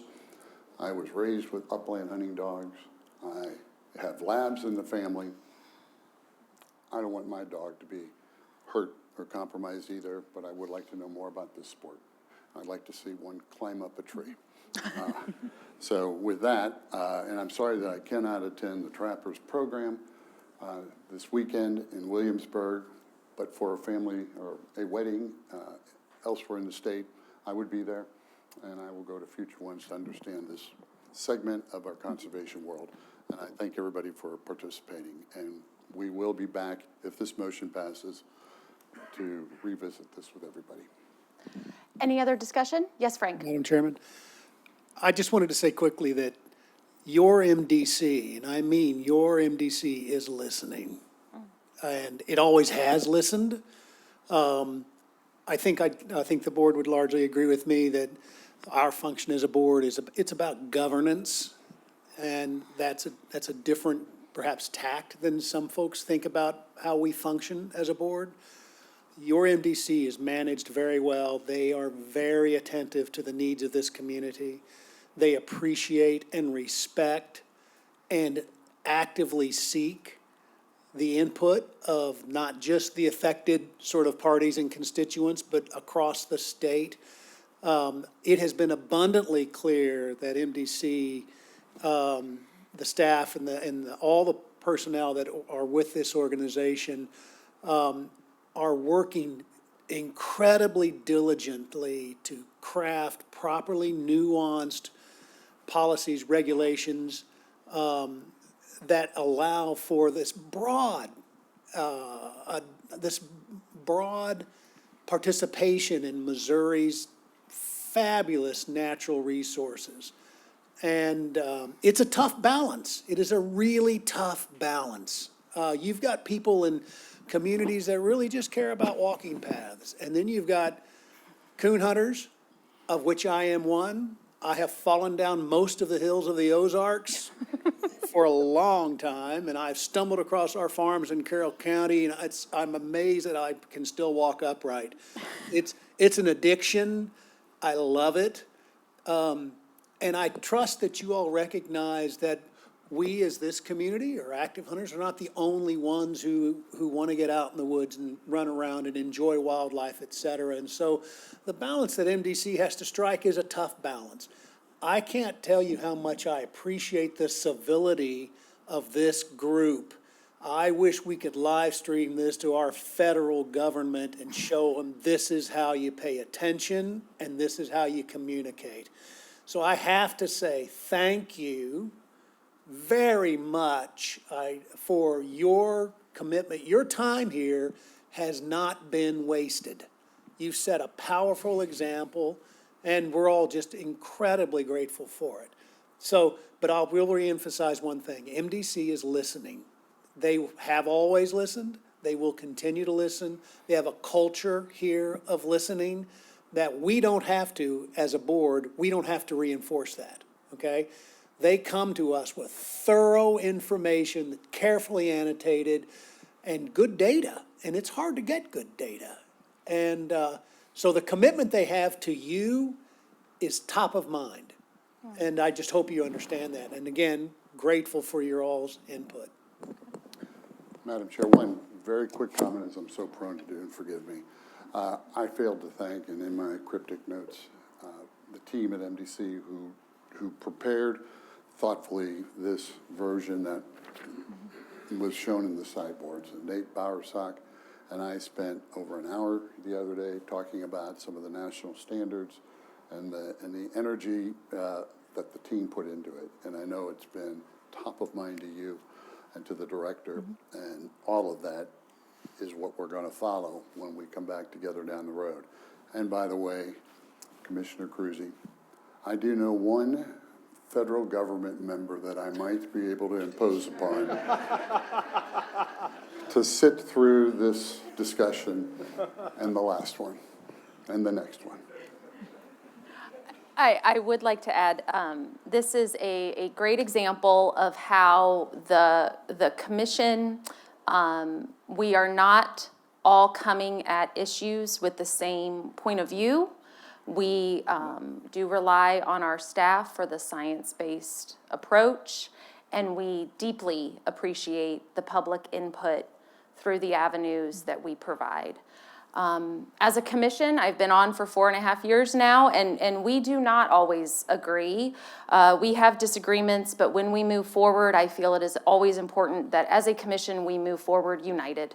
And in May, we were united as a commission bringing forward this, and we have balanced the risk and the opportunity that would be provided by these potential regulations. I alluded to individual viewpoints, and I am a strong advocate for private property owner rights, and then that also is weighed here in our considerations. So with all that, if I am understanding, I will call for a vote on this to withdraw, and highlighting that we will be moving forward with the regulation as presented in May, but really relying on the proposed amendment as presented today for where the discussion will start from.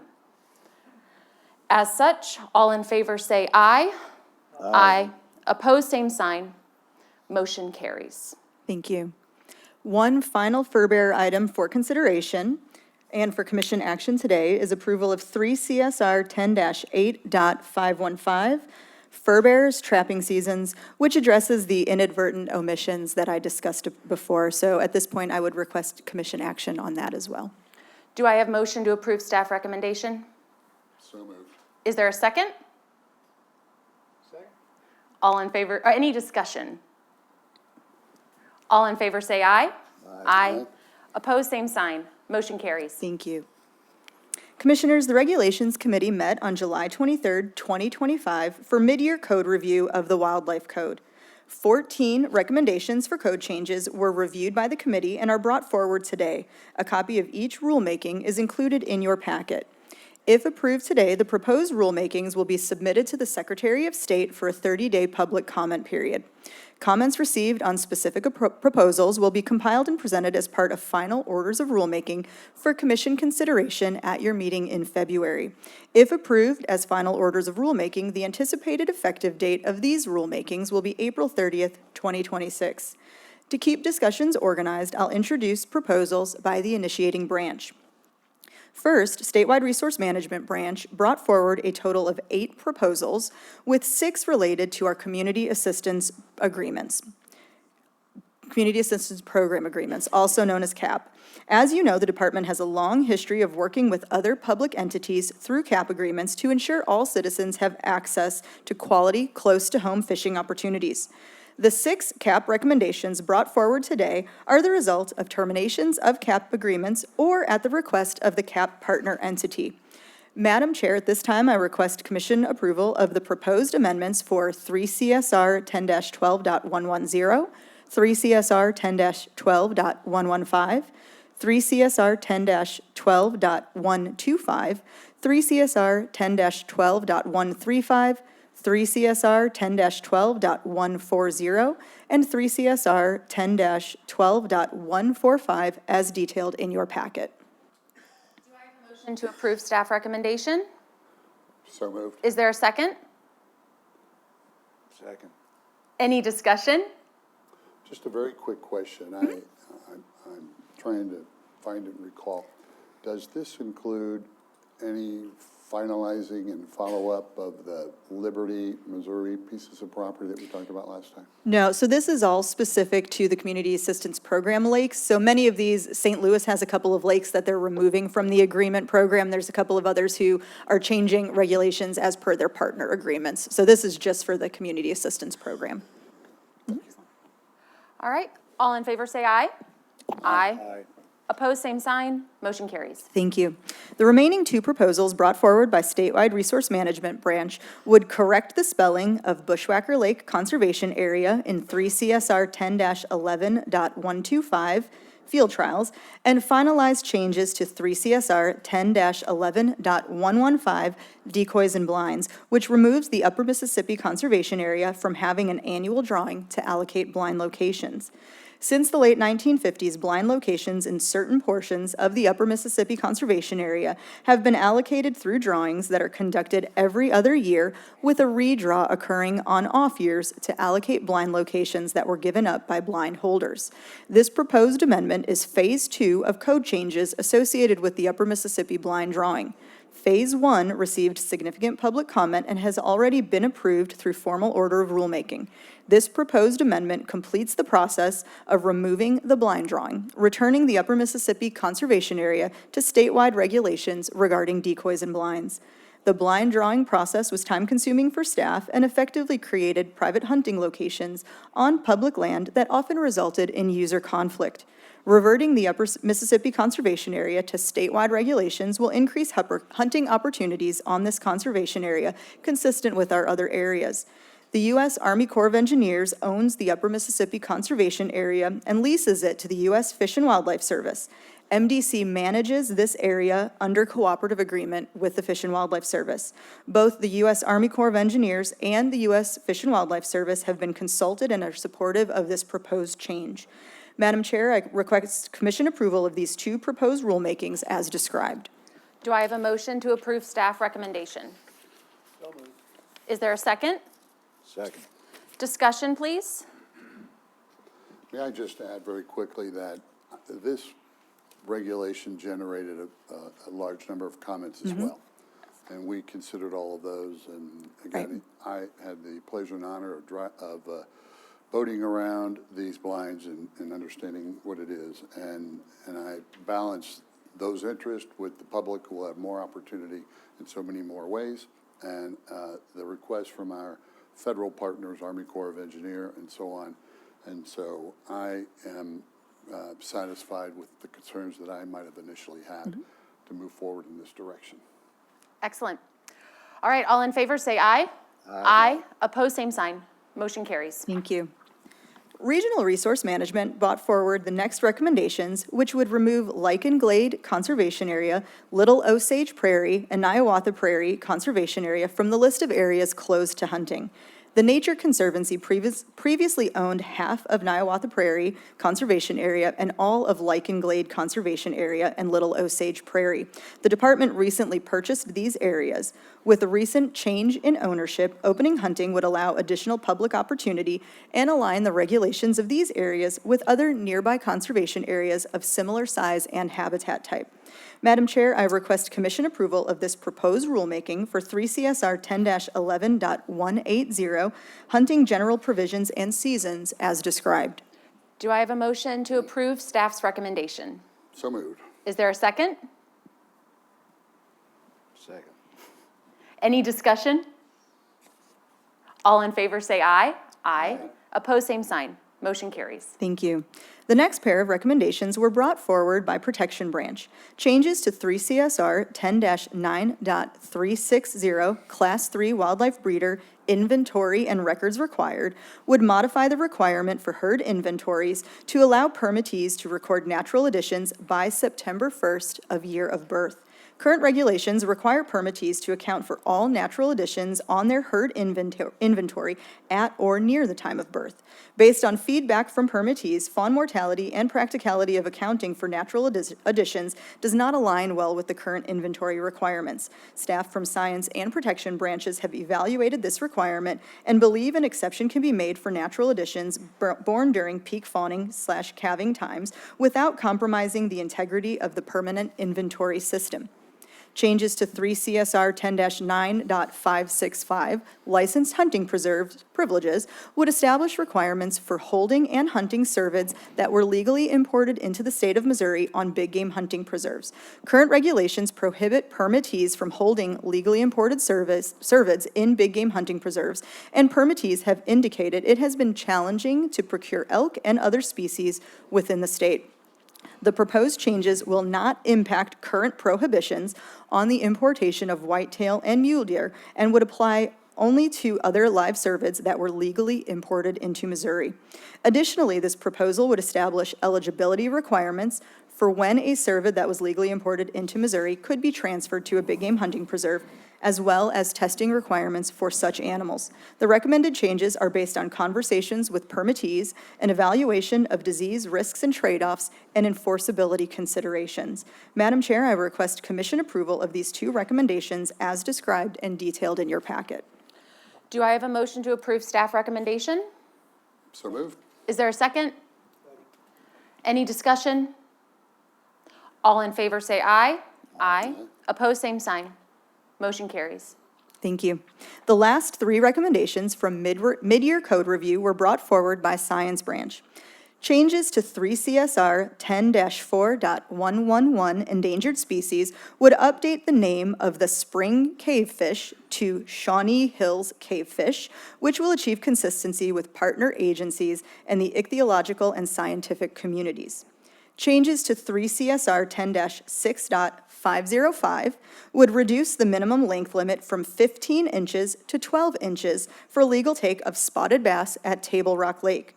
Population parameters have shown that spotted bass in Table Rock Lake grow very slowly after reaching 10 inches, and fish in many parts of the lake may not reach the current 15-inch minimum length limit regulation before the end of their life.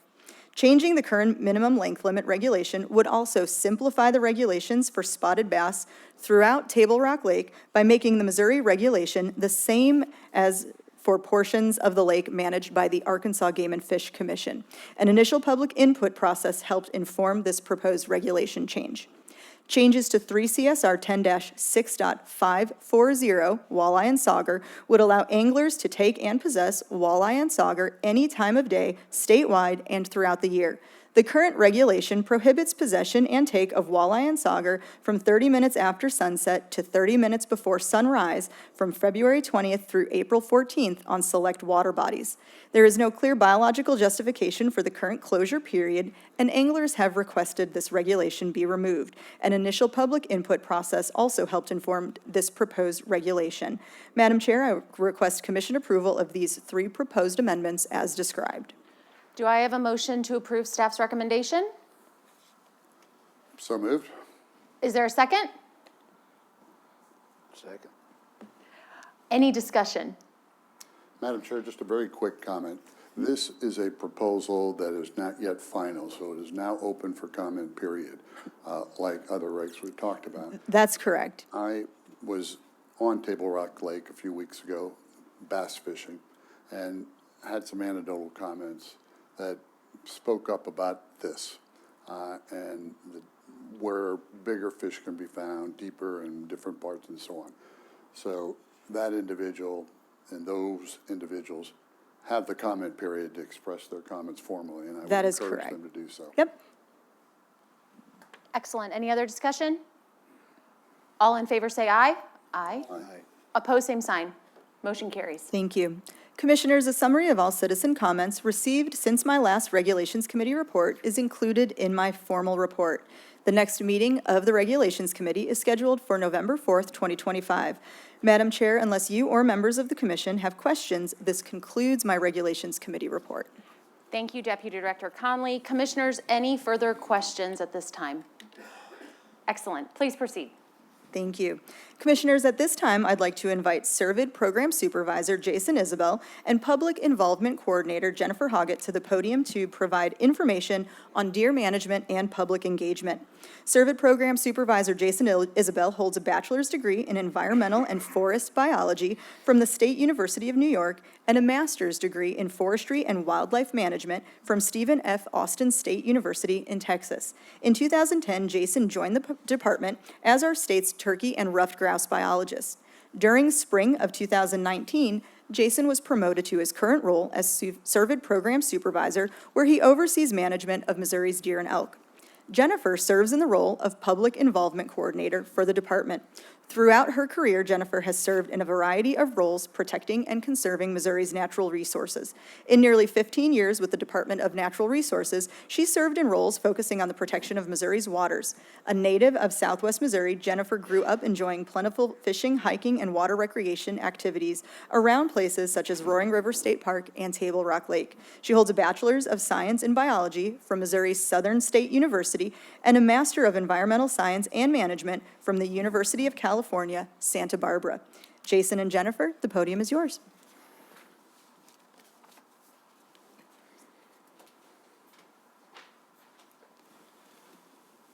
Thanks, Laura.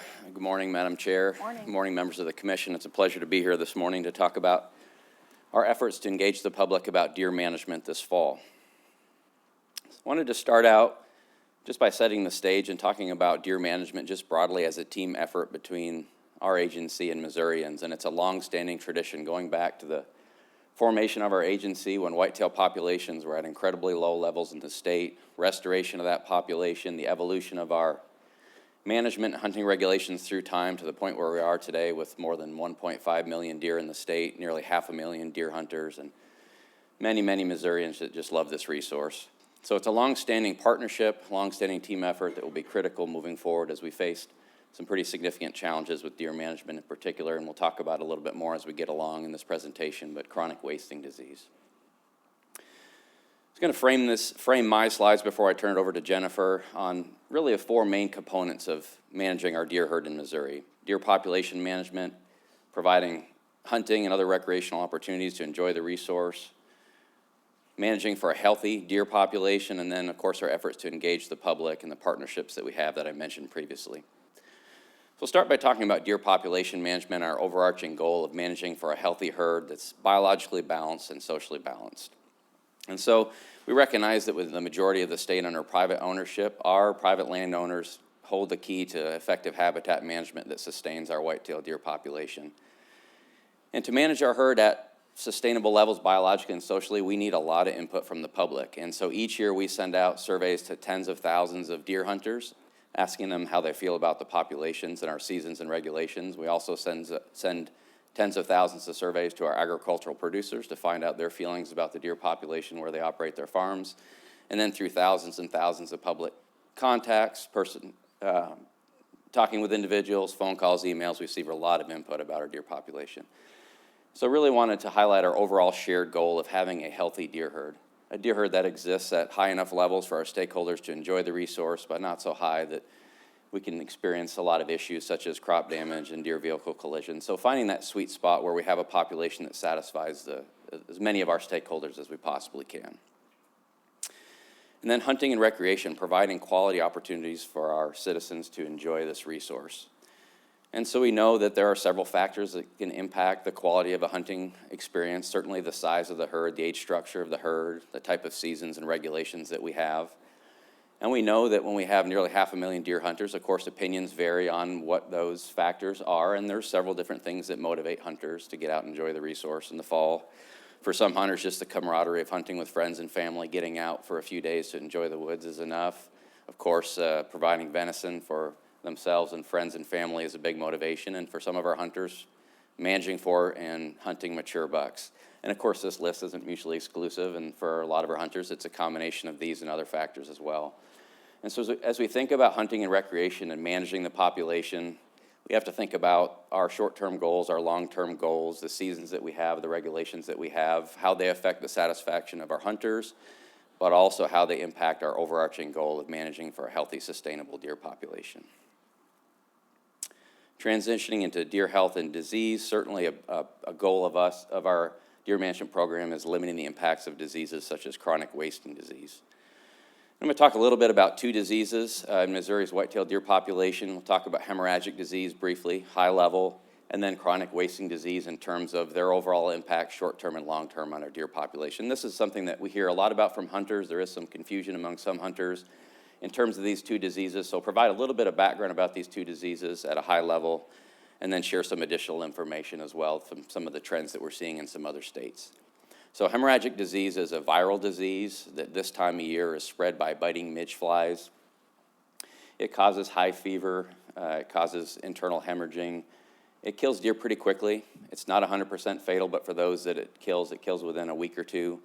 They often seek water because they have a high fever, and so it's not uncommon to see the deer on the left there dead along a creek or along ponds. It's a very visible disease because it's synchronous. It happens only during one time of the year, and it causes rapid mortality. We have some hemorrhagic disease in portions of the state just about every year. Seems like about every decade or so we'll have a more significant outbreak like we did in 2012. It certainly can cause short-term impacts on our population. It can cause pretty significant mortality in localized areas during significant outbreaks, but there's a very predictable rebound after a few years. So it causes short-term effects if we have a significant outbreak, but certainly not a long-term threat. Very predictable pattern of population recovery from hemorrhagic disease. Chronic wasting disease is an entirely different disease that operates very differently from hemorrhagic disease.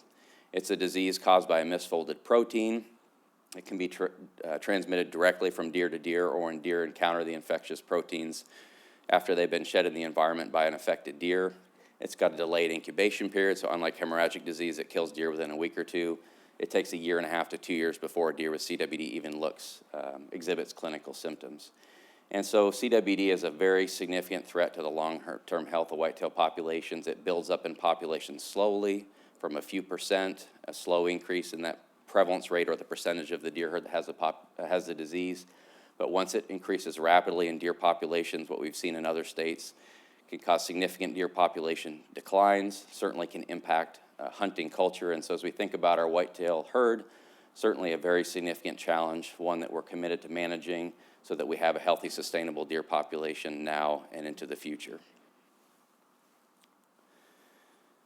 And we know that CWD affects deer populations. We've known that for quite a while from where the disease was first discovered out west. A lot of information on that left part of that slide there, but I think the title is really what I was trying to drive home there. So this is a study that was done out west, CWD driving population decline of white-tailed deer.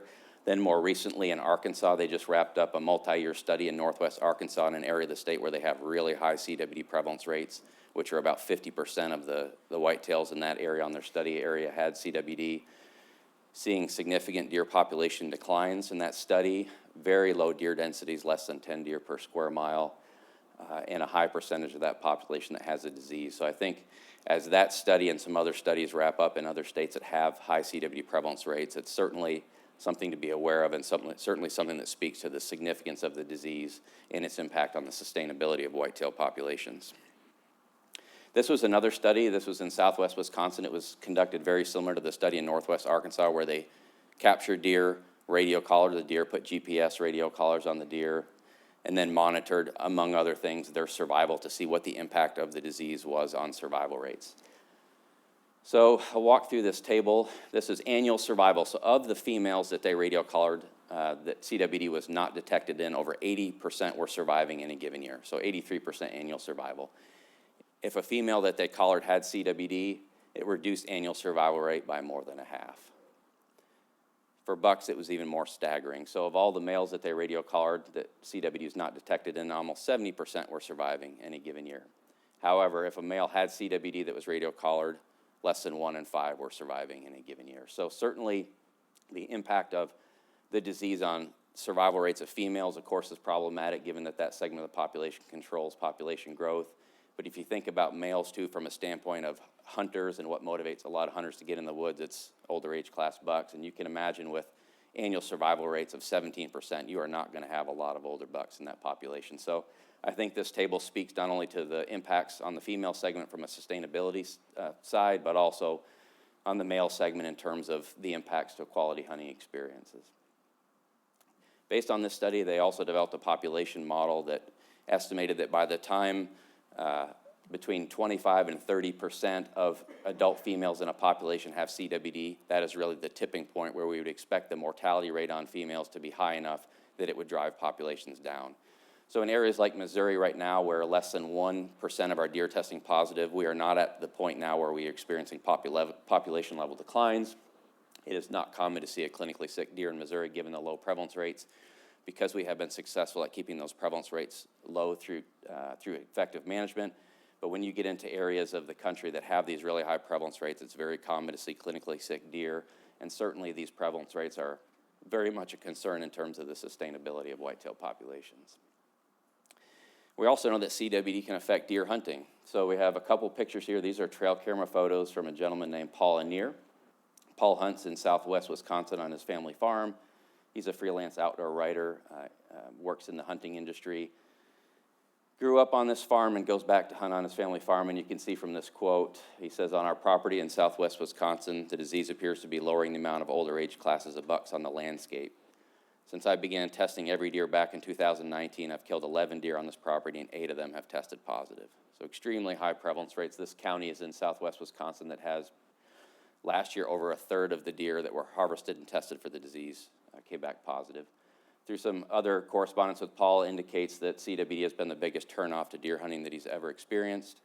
On this particular farm last year, he had 3 different deer that were exhibiting these clinical signs.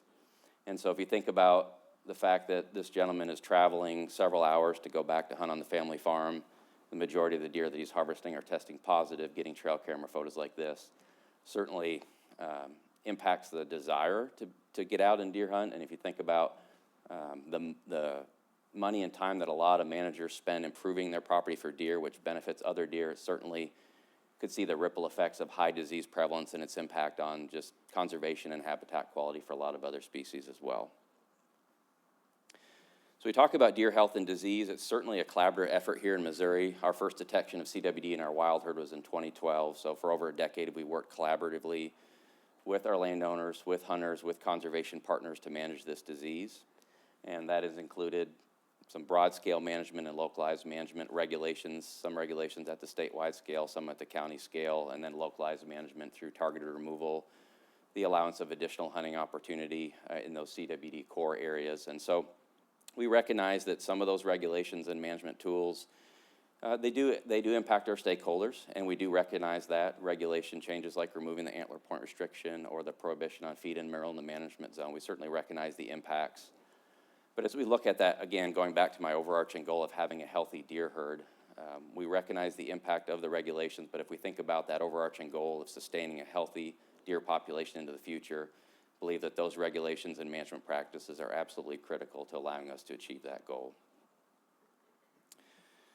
All right, so there's a lot going on in this figure, and the overarching objective of showing this is to show differences in types of CWD management and how long those management practices are carried out through time and what that does to CWD prevalence rates or the percentage of the deer population that have the disease. In this case, we're looking at apparent prevalence rate, so the percentage of samples that test positive for the disease. And so on this graph, we've got 4 different jurisdictions. We've got Wisconsin, Alberta, Illinois, and then a couple counties in north central Missouri, in particular Macon and Linn counties.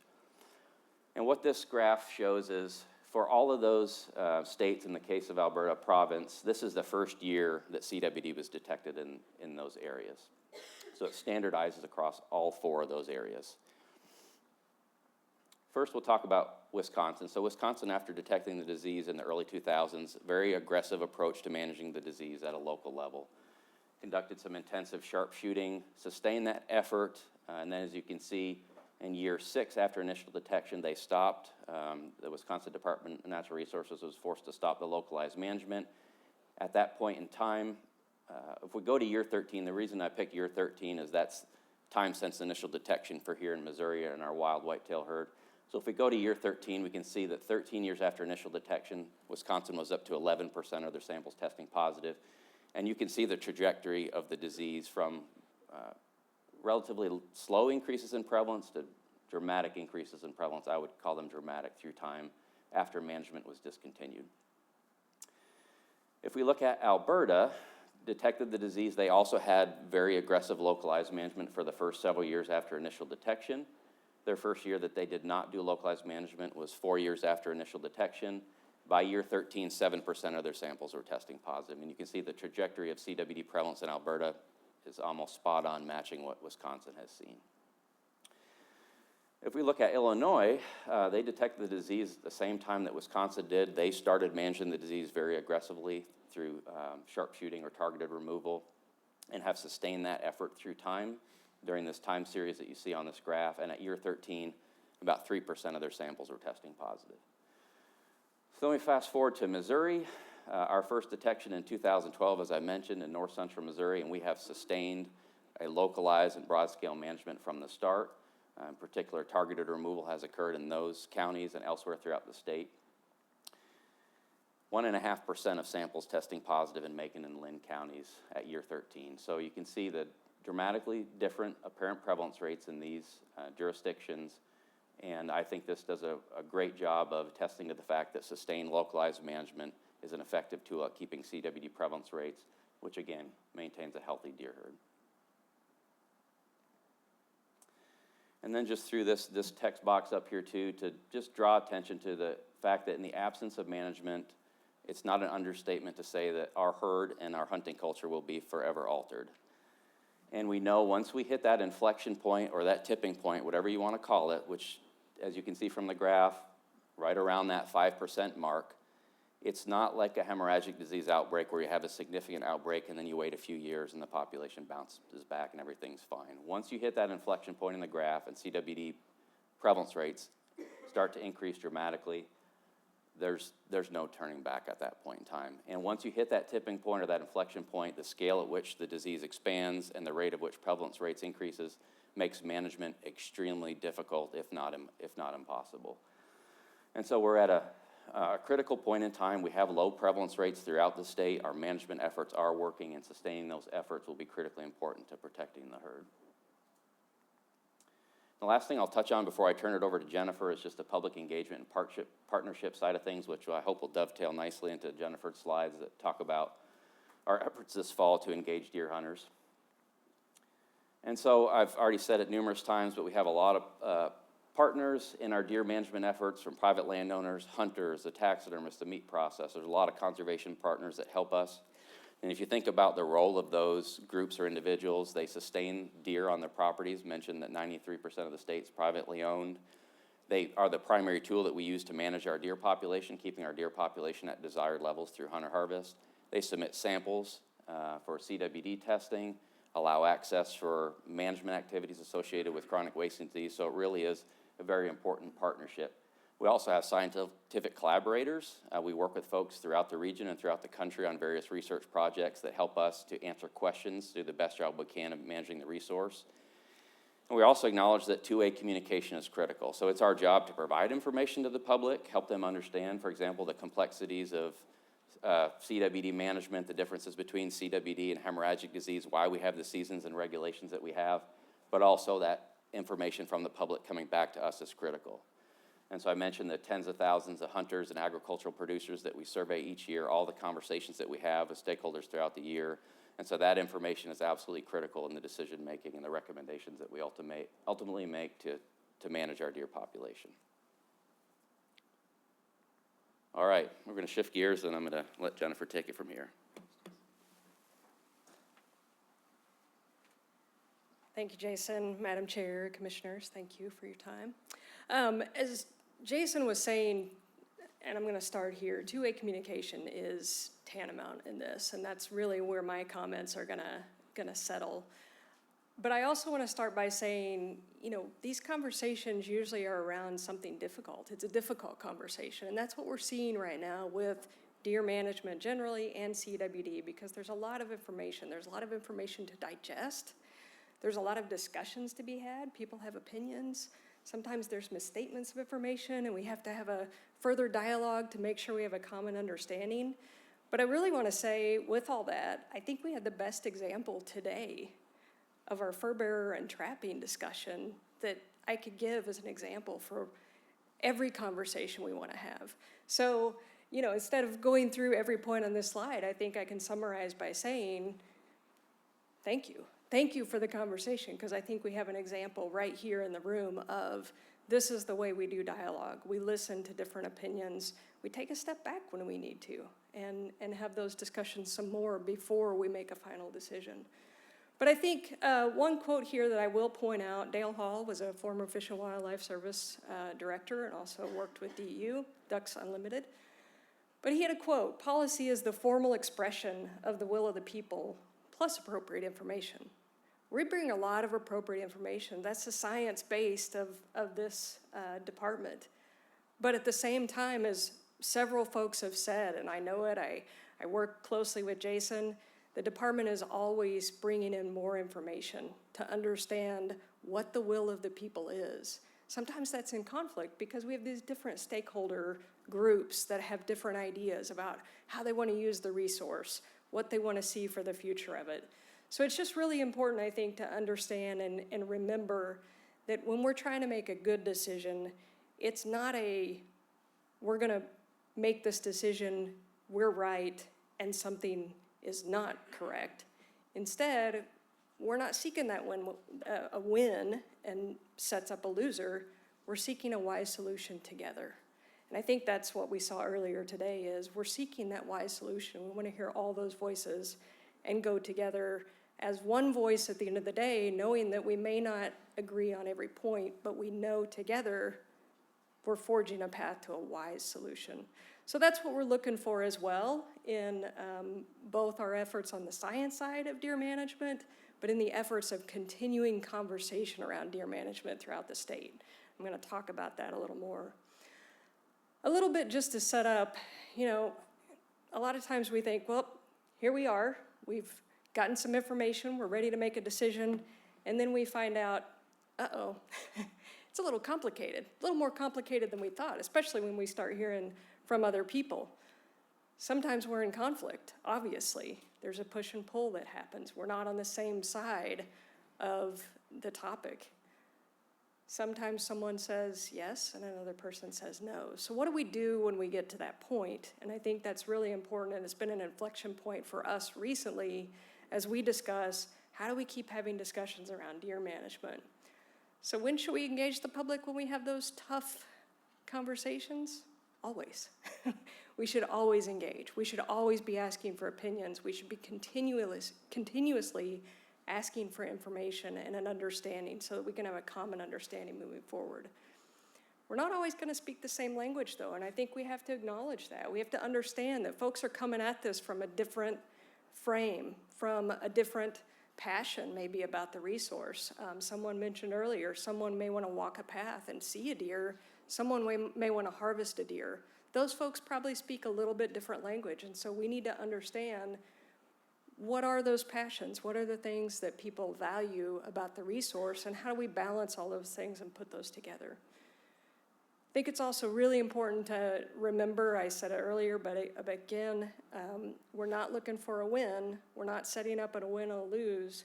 We are looking to go together as a team, and at the end of the day, be looking for a wise solution together.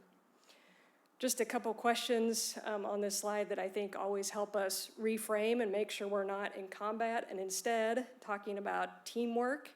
What do you think? Can you help us? What does that look like? And so those are questions our team asks every day. Like I said, I'm watching these folks talk to our stakeholders, talk to folks that are passionate about the deer population, and these are questions that are being asked every day, and we're trying to continuously build a bigger and bigger team to go forward. Again, not a win, a wise solution. So let's talk a little bit about what does this look like in reality? What are we doing on the ground? So Director Sumner's mentioned that we've had a couple of meetings with folks kind of within some representative groups within deer management or the deer enthusiasts, I would say.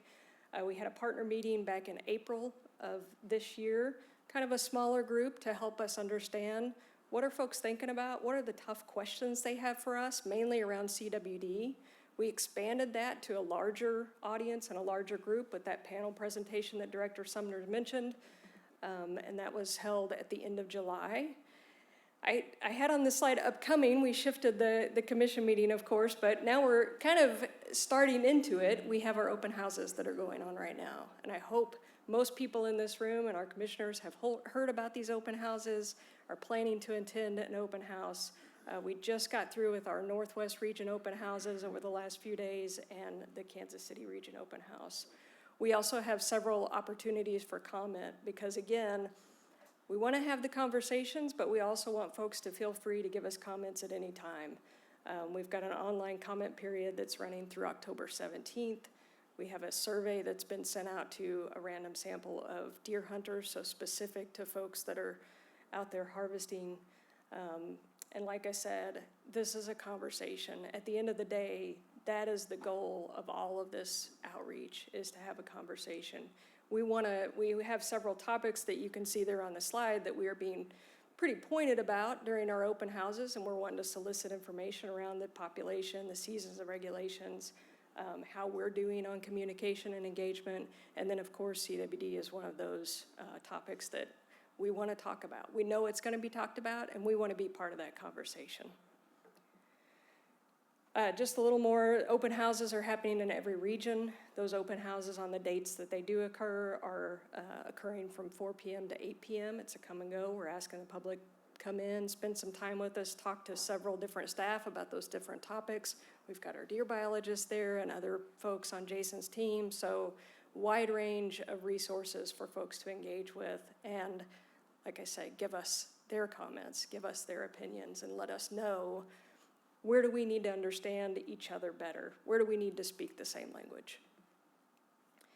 Just want to close by, really acknowledging our staff and the fact that we want to have a conversation, but we couldn't do this without everyone. Our regional staff have been key and critical, but so many people, I even look in this room, have helped in the background, and I really appreciate that lift. A lot of this is just elbow grease. We show up and make sure we're setting up tables and getting everything ready for folks, but folks have been enthusiastic, and I can't express my appreciation enough. So with that, I want to just close. We mentioned before, Jason mentioned a landowner in Wisconsin. I'm also going to call out Mr. Doug Duran. He was one of our panelists in July at the CWD meeting, but I'm not going to read this quote to you. I think folks can read it. He's just another person that's impacted and thought, 10 years ago, he wouldn't have to experience this. But today, his thoughts about this are a lot different. And I think the bottom line there is, as Jason pointed out with CWD, we may only get one shot at this. And so we have to make sure we're sustaining our efforts and doing this properly at the same time we have conversations and get folks on a team and make sure we're seeking a wise solution on everything. So thank you very much. Excellent. Thank you, Jennifer and Jason.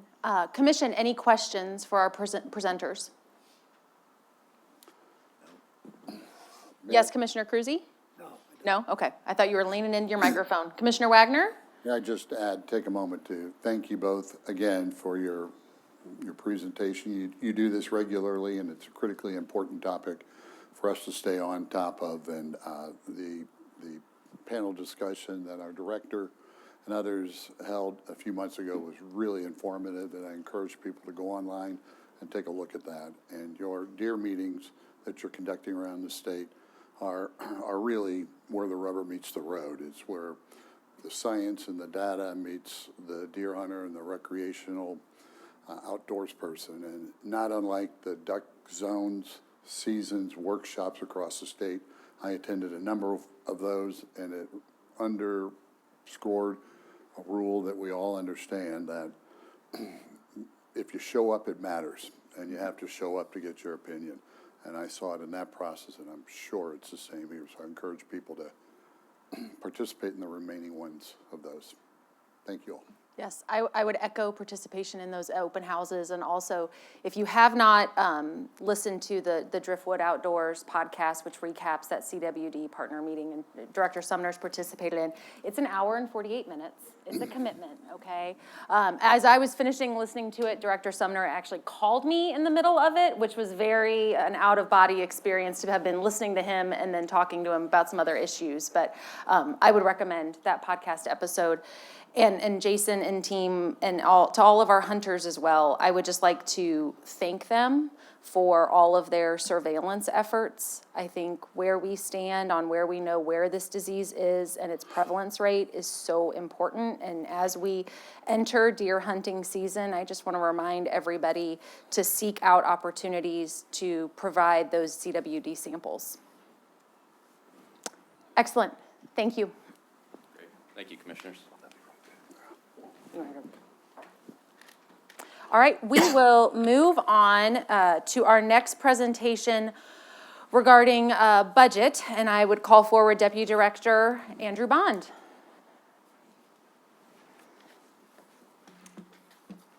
Thank you, Madam Chair, members of the commission. I'll be presenting, okay, there we go. I'll be presenting item 6 on your agenda, the fiscal year 2025 year-end financial report. I'll be presenting the variances that happened through the year. You have the detailed report in your advanced materials. So if you'll turn your attention to revenues for FY25, total revenues for fiscal year 25 were in line with FY24 and 1.9% below our mid-year expectations.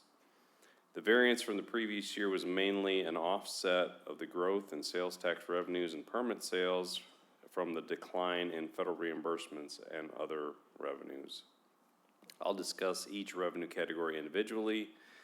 The variance in total revenues for fiscal year 25 compared to 24 was below the 10-year average of 4.5%.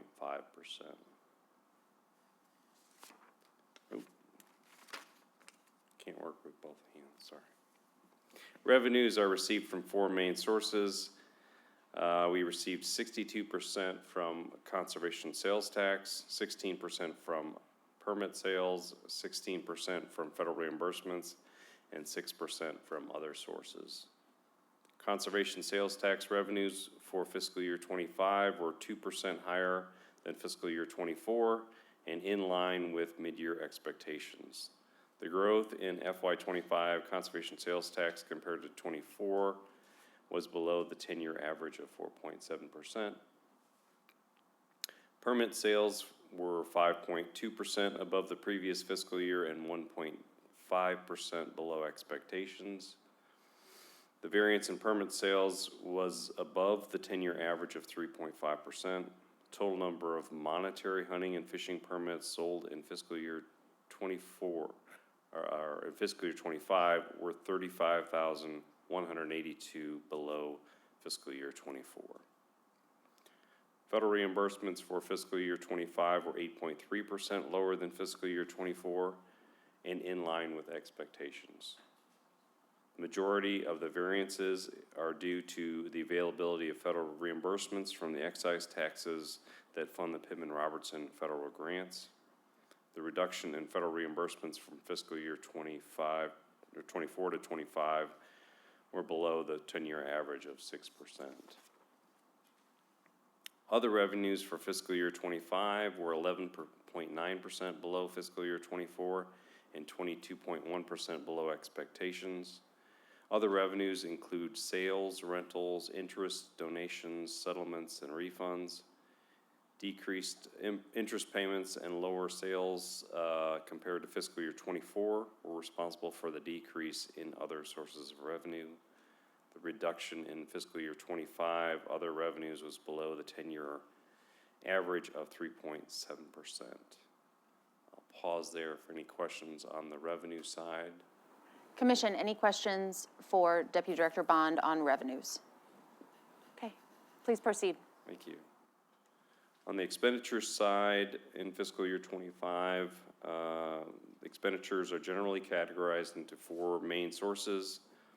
In FY25, we expended 49% for personal services, 31% for expense and equipment, and 20% for capital improvements. Capital improvements can be broken down into 17% for construction projects and 3% for land conservation and partnerships. Total operating expenditures for fiscal year 25 were in line with fiscal year 24 and 4.8% below the mid-year budgeted amount. Operating expenditures include personal services, expense, and equipment purchases. The variance in the fiscal year 2025 total operating expenditures were below the 10-year average of 4.4%. Personal service expenditures for fiscal year 25 increased 6.4% from fiscal year 24 and were 3.6% below mid-year budget expectations. Growth in personal services in 25 included compensation plan changes, health insurance increases, and an increase in the Mosher's retirement contribution rates. Changes in fiscal year 25 expenditures for personal services were above the 10-year average of 5.2%. Expense and equipment expenditures for fiscal year 25 decreased 9.3% from the previous year and were 6.5% below expectations. Growth in expenditures for fiscal year 25 for expense and equipment were below the 10-year average of 3.6%. Expense and equipment have decreased from previous years due largely to the large fleet and heavy equipment replacements in FY24 offsetting inflationary pressures. Total capital expenditures for fiscal year 25 were 18.2% above fiscal year 25, above fiscal year 24, and 3.4% below the mid-year budget expectations. Changes in fiscal year 25 expenditures for capital expenditures were above the 10-year annual average of 22%. Capital expenditures include construction projects, repairs and maintenance, and land conservation and partnerships.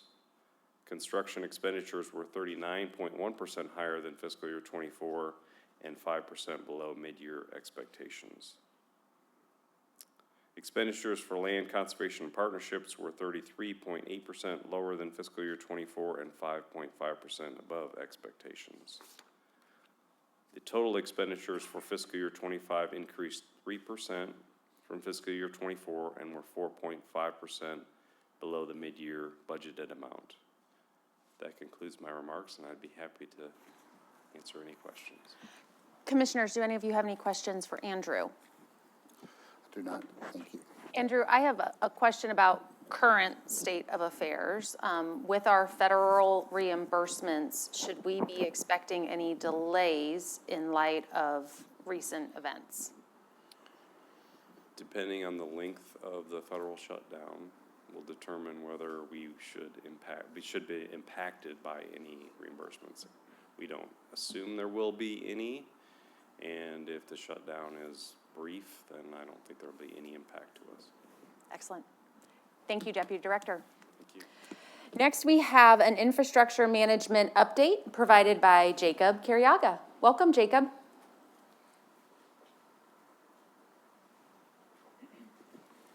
Good morning, Madam Chair, Commissioners, Director Saunders. My name is Jacob Carriaga. I serve as the Infrastructure Management Branch Chief, and I'm happy to share with you highlights from fiscal year '25 major construction projects. Please forgive the date on that slide. So fiscal year '25 construction summary. Total construction expenditures were $55.3 million. Substantial completion was achieved on 22 construction projects totaling over $47 million in project budgets. We did respond to a major flood in November of 2024 and began repairs. And then there were several major construction projects that started work in fiscal year '25, including the Runge Nature Center siding replacement project, the Commission headquarters site renovation, and the Shell Osage wetland and lake renovation projects. In total, at the end of the fiscal year, there were nearly $80 million in active construction projects. A lot of activity happening all across the state. This slide will show you the history by month of construction expenditures expressed as a percent of the total construction budget. So in the orange bars, you see the historical average over the last 6 years of percent of the construction budget expended by month. So you see the variability by month in construction expenditures, and a lot of that has to do with timing of projects and weather. The blue bars then indicate fiscal year '25 construction expenditures expressed as a percentage of the total construction budget for fiscal year, for that month. And so you can see, you can compare the blue bar to the orange bar to see how each month compared to the 6-year average. The line graphs, again, the orange is the 6-year average, that's the accumulating percent of the construction budget expended, and blue is the actual. So you can see how the actual construction expenditures as a percent of the total budget pretty much tracked the average through the year, and then towards the end of the fiscal year, the last month in June, we just fell off a little bit and didn't quite achieve 100% of the construction budget expenditure. So if you look at fiscal year '25 compared to the previous fiscal years, you see that the 95.1% expended of the construction budget for fiscal year '25 is very comparable to fiscal year '24, and it's significantly higher than the years shortly after COVID, and on par with fiscal year '20. And then the average across all those years is 77.7%. One of the performance metrics for construction projects is change orders, as expressed as a percent of the total project budget. So the orange bar is the target of 3% for all change orders on projects that were achieved substantial completion in a fiscal year.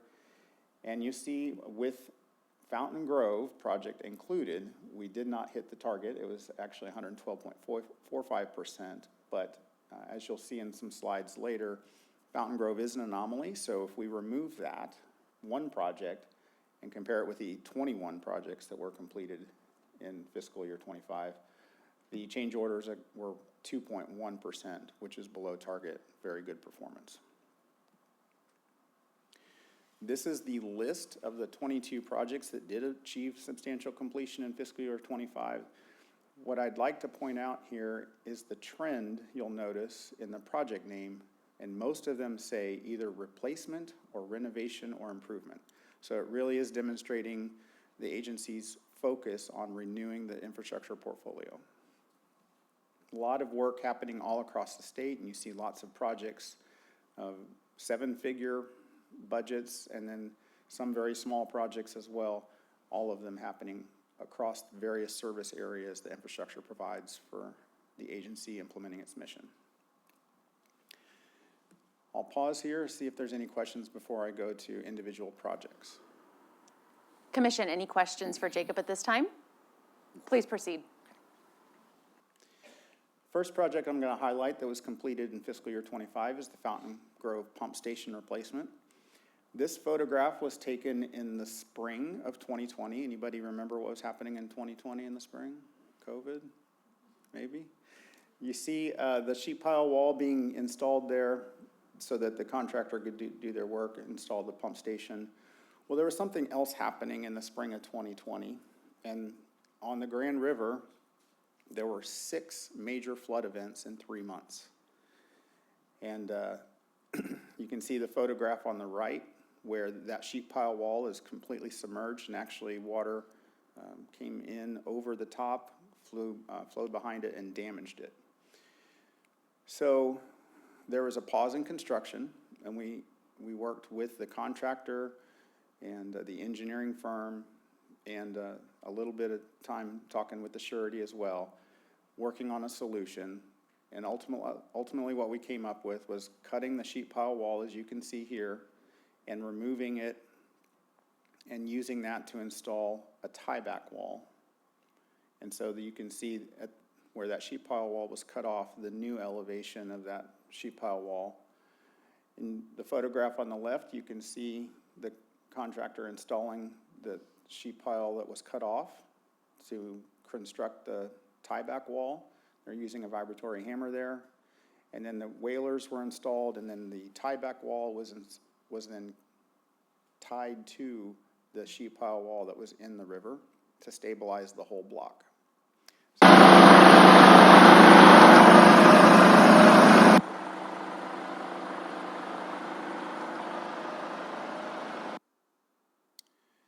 You can see where the sheet pile walls, the cutoffs are installed, and where the whaler is being installed.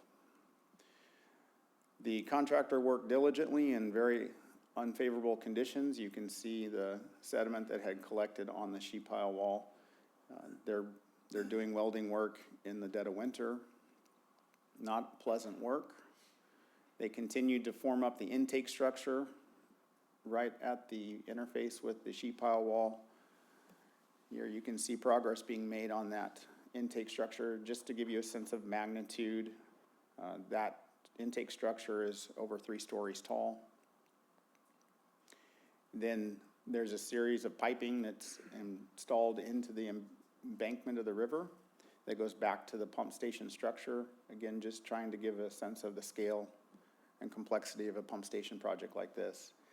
Here you see the 3 variable frequency drive controlled pumps that will provide up to 20,000 gallons of water through the pump station to inundate the wetlands. And a very happy day. It took us a while, but we got there, and we were able to have a ribbon cutting last fall. It was a good day, very good day. Next project is the Springfield Conservation Nature Center exterior renovation project. Here's a photograph of the Nature Center before construction started, just to give you context. This project entailed complete exterior renovation, so roof, siding, and windows, gutters, soffit, fascia.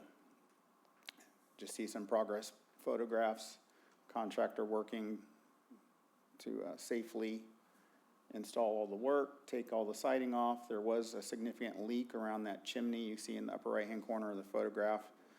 That was an important part of the project.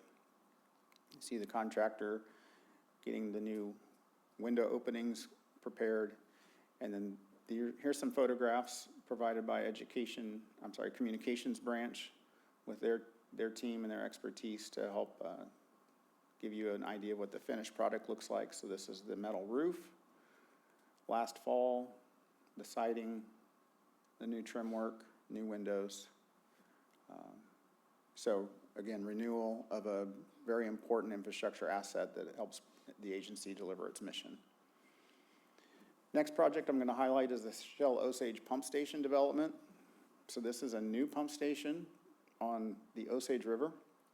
It is similar construction techniques that you saw on the Fountain Grove Pump Station. It's just a smaller scale project.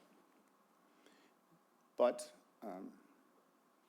these projects like this are very challenging because there's a lot of work that has to go in right next to the river, and sometimes contractor doesn't quite get things done before the river comes up.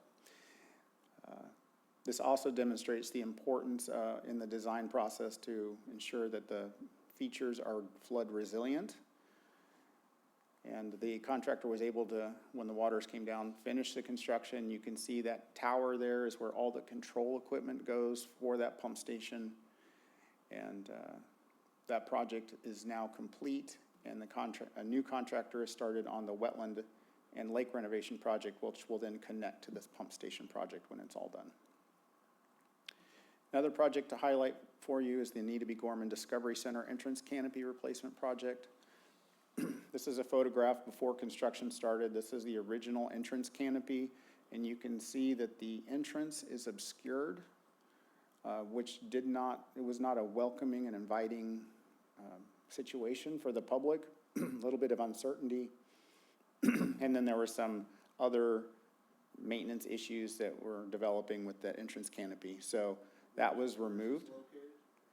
That's in Kansas City, Discovery Center.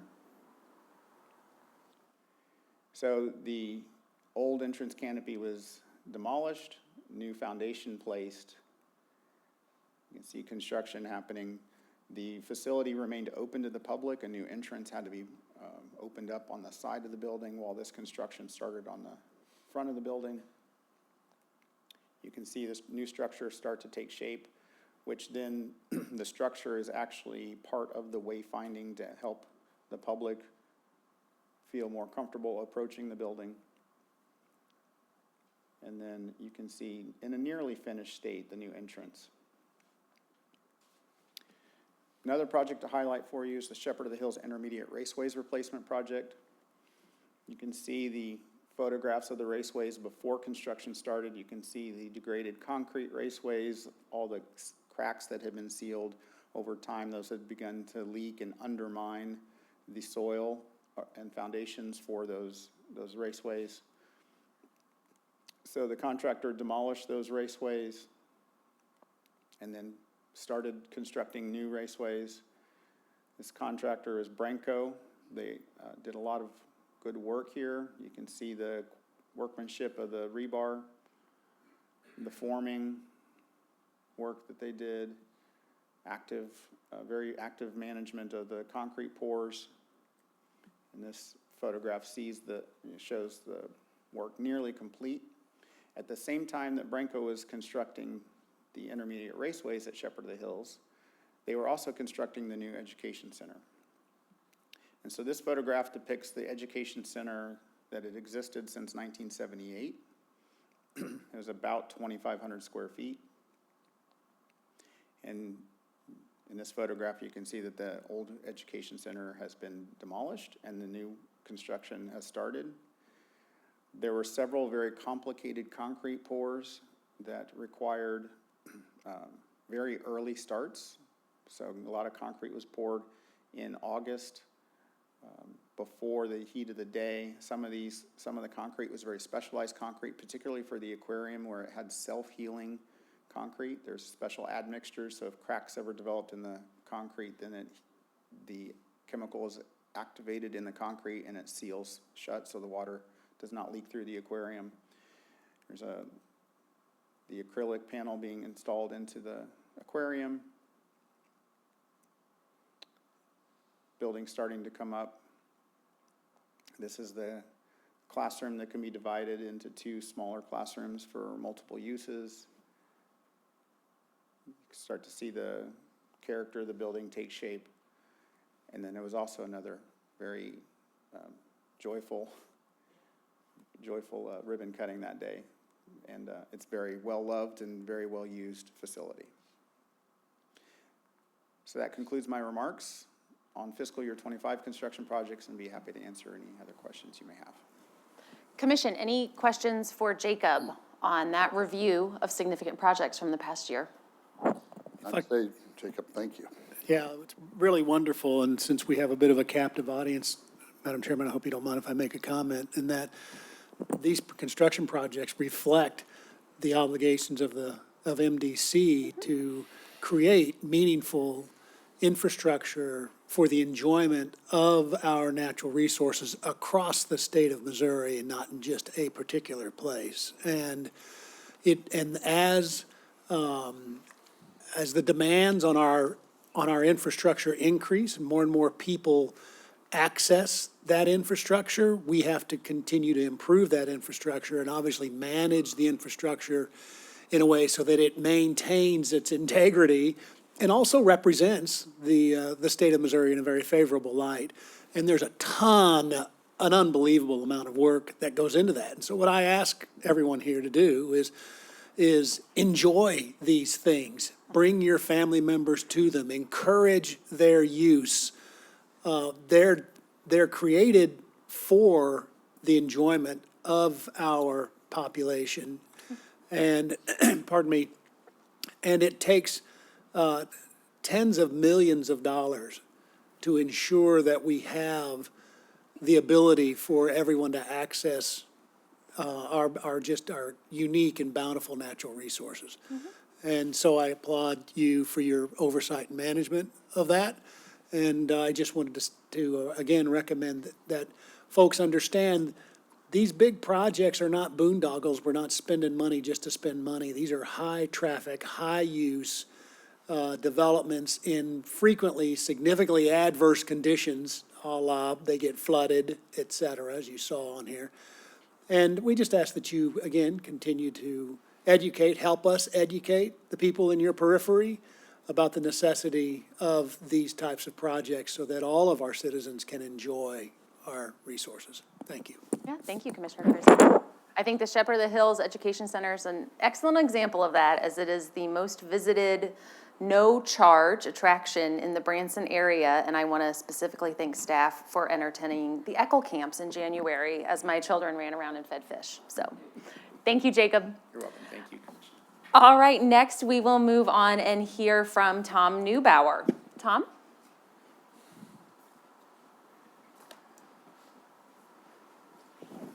Good morning, Madam Chair.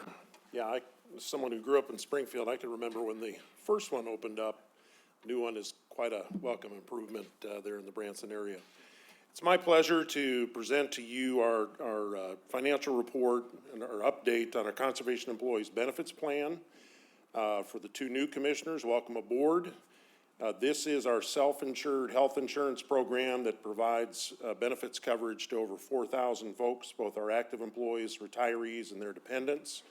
And this is when I wear both of my hats as both your HR chief and the Conservation Employees Benefits Plan chair to provide you an update on the financial performance of this plan. So upon review of the first 2 quarters of the 2025 plan year compared with the same time period last year, the trust fund balance increased more than 19% from about $7.4 million to $8.9 million. It's important to note that that fund balance in 2024 included a $2 million infusion. We had a period of time with significantly higher claims than we had in projected income to the plan, and the commission gave the plan a $2 million infusion in order to make us financially sound again. That resulted in changes for the plan year in 2025 with some increases on our premiums. That resulted in about 15.4% increase in overall income to the plan throughout the year. We also did some plan re-tiering for both our employee spouse and our employee family premiums that resulted in income that better reflected the expenditures for those two benefits categories. So when we compare 2024 and 2025, the first 2 halves, medical claims have decreased by about 5%. However, prescription claims continue to increase. Medicare Part D prescriptions, and those are for our members who are over age 65 in the plan, increased almost 16%, about $343,000. And non-Medicare prescriptions increased slightly by more than 5%, or about $171,000. Specialty medications continue to drive those prescription cost increases. The Board of Trustees regularly reviews specialty medications which exceed $7,000 for a 30-day fill. The impact of rising costs on these medications is evident when comparing spend of approximately $1.5 million in the first half of 2024 compared to $1.7 million in the first half of the 2025 plan year. While medical claims, as I said earlier, show a 5% decrease in this period when compared to the same period in 2024, high-dollar claims, those over $75,000 in the third quarter, appear to be increasing in number and intensity. We'll have further insight for the Commission with the upcoming third quarter report. Due to stabilization of the fund balance, the Commission approved the Board's recommendation to not apply a trend premium increase for our medical plan members in the upcoming 2026 plan year. However, the second and final year of dependent coverage tier ratio realignment will begin on January 1st of next year.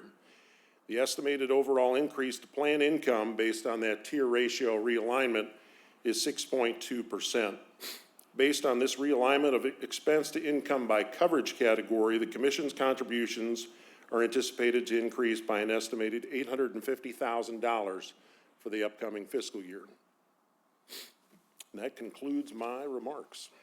Happy Thank to you, answer Tom. any questions. Commissioners, any questions for Tom? I don't have a question, Tom, but I just want to again underscore, I know how hard your team works on this, and we have really delved deeply into managing these costs and increase in the retired employees of members of our family and the pharmaceutical costs and so on and so forth. So thanks for all that effort. Keep at it, and it's making a difference. Thank you, Commissioner. Thank you. Thank you, Tom. Thank you. Moving on to Realty Committee report and Deputy Director Aaron Jeffries.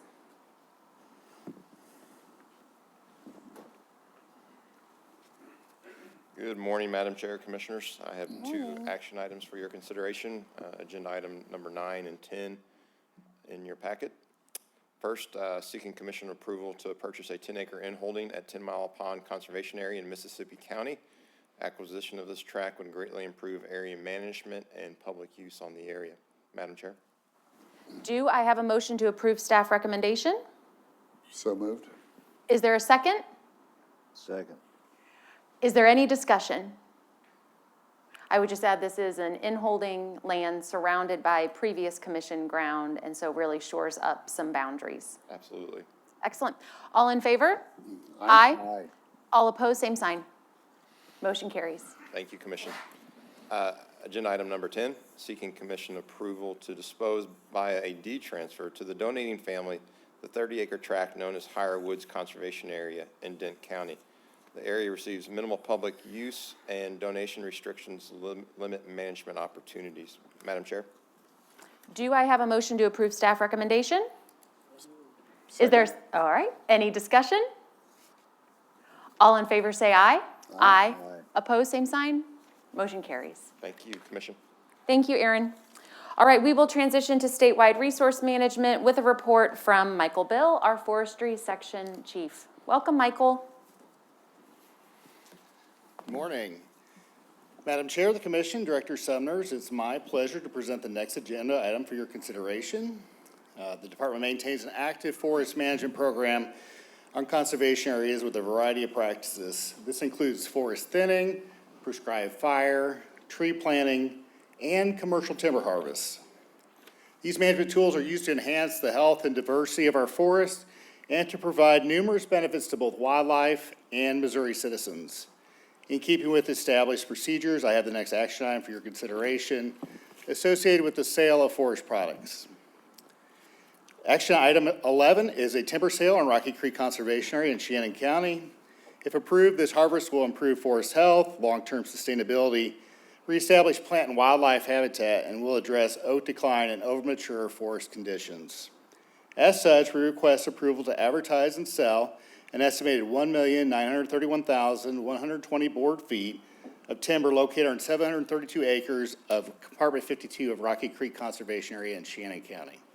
Do I have a motion to approve staff recommendation? So moved. Is there a second? Any discussion? Yes, sir. Just so I understand this, is this where this is a clear cut kind of harvest, or is this a selective harvest, or how does that work? So there is, I believe in some of this, I can pull the data here. So there is a map that shows the types of prescriptions that are applied to the landscape, and they're broken into stands. So a 1,000-acre compartment is broken into stands that are 5 to 40 acres, and each one of those will have a prescription associated. It may be a leaf, not do anything, it may be a thinning. Typically, we have way less than 10% of our areas that are a clear-cut type prescription or a regeneration type harvest. And those are only done in situations where there's major forest health issues, all the trees are declining, they're dying, we need to restart it, and it creates that early successional habitat that's really important for some key wildlife species. But most of the prescriptions here are just a thinning type prescription where we're trying to thin the woods, make it healthier, create diversity of habitat, different structure for species. And then you wouldn't be replanting, or you wouldn't be planting anything in there, you just go with, let the stuff you leave take off, is that the idea? Yeah, so in the Ozarks, we're blessed with we call it natural regeneration, allows the forest, on its own, it comes back, it resprouts, it reseeds, and as part of our evaluation, we evaluate the amount of regenerations on the ground before we actually provide, or to do the harvest. And so, once we do that, again, every 20 years, we're reevaluating that to make sure that we're getting what we need out there, and so that's part of it. We're also, we are a certified organization. We are sustainably certified through Sustainable Forestry Initiative, which is a third party that looks at all of our operations. They're recognized globally as an organization that certifies land, and we are actually in that program as well. So it's not just us saying we're doing a good job, we're also being reviewed and audited by a third-party organization. Thank you. Excellent question. Thank you, Michael. All in favor say aye. Aye. Opposed, same sign. Motion carries. Appreciate it. Thank you. Thank you very much. I know Commissioner Wagner has some comments in memory of conservation leader Jerry Presley. Commissioner Wagner? Thank you, Madam Chair. I will lead with that, and I have just a couple of other quick things I want to throw out as well, if you don't mind. I know we're close to ending. I have to be in Southwest Missouri about an hour from now, so I will be brief. But recently, we all learned of the death of the incredibly storied Missourian conservation director Jerry Presley. Died at the age of 94 in August. And I know so many here in this room know who he is, but a lifelong Missourian, born in St. Louis in 1930 and raised in a town called Lowossie, raised by his grandma, his granny, about whom he wrote a book when he was 90 years old, which I would absolutely love to read that book, and I probably will. He served in the Korean War and afterward went to University of Missouri. He was the first in his family to graduate from college, and then he joined the Department of Conservation at that time. He had other opportunities to join entities like McDonnell Douglas at the time because of his military career, but he chose the department, which began a storied, I believe, 59-year career. His wife Bonnie and his kids were fixtures around here, his 2 children. He loved fishing and hiking, and he grew up trapping and in the outdoors in Lowossie, Missouri. So many accomplishments. I won't be able to begin to list them in the interest of being where I need to be in 40 or 58 minutes from now. I direct your attention to the Driftwood Outdoors podcast on Jerry Presley by Brandon Moritz and Shag McKean, forgive me. They had an incredible hour-and-a-half long interview with him in his home, and it's really great to listen to. He was here during the 1976 passage of that storied funding tax that we so much talk about and has made this agency what it is today. He became the director in 1988. I had the opportunity to meet him in 1989. This is really why I bring to the attention. I knew him personally. I worked in the governor's office and was the liaison to this agency and worked with him on a regular basis along with some other storied commissioners that we'll save for another day. And we interacted for a couple of years, and I had the opportunity to become a fellow cabinet member with him. And there was no nicer man, no more humble, folksy, people person. His door was always open, insisting that he be called Jerry, not director, not Mr. Presley. I have one memory of the two of us and a conservation agent whom we referred to as the game warden at the time. Maybe that's what it was known as back in the day. And a high-ranking individual in the governor's office, let's say. We went sucker gig fishing on a river. And I believe the highway patrolman and the conservation agent were there to ensure that I didn't accidentally take my spear and gig a director. And that was very much fun, and it was quite a day. But anyhow, this agency is richer for his life, and I hope you all will take a moment to remember him and look at his obituary and take a look at that podcast that really tells a great story. So, and I am not going to talk about the conservationist who recently passed away, Jane Goodall. We'll save that for somebody else on another day. But I've gone on some field trips lately. The other day, I was in the Current River in Montauk in southern Missouri and had a wonderful day with the team doing the science and data collecting that we're known for. But I saw that in action. Surfacing the trout, measuring them, the dedication of the team down there, and I just wanted to give them a shout out. The team was led by John Ackerson, who has long time been a biologist here in the agency, Nathan Rechtenwald, Jared Brassfield, Brian Torantham, forgive me, and we had a state representative, Wendy Hossman from the St. Charles area, who understands the confluence, but now has a better feel for all things trout and the fishing function. Just a fabulous day, so thanks to those folks. And an earlier day in August, I had a chance to be at BK Leach when the team, Gary Calvert's team, took a number of us and a representative from a local congressional office to BK Leach to do the banding of wood ducks so that they too can be a part of the scientific studies that go on here. And I was at the opening of the Hengist Education Center in the Confluence for that day, the first day of dove season, where we hosted our first youth shoot and first-time hunters with Great River Habitat and the team put together by Mike Checkett. And again, Gary Calvert's team from Bush Wildlife and other places were absolutely phenomenal, and it underscores what we're all about.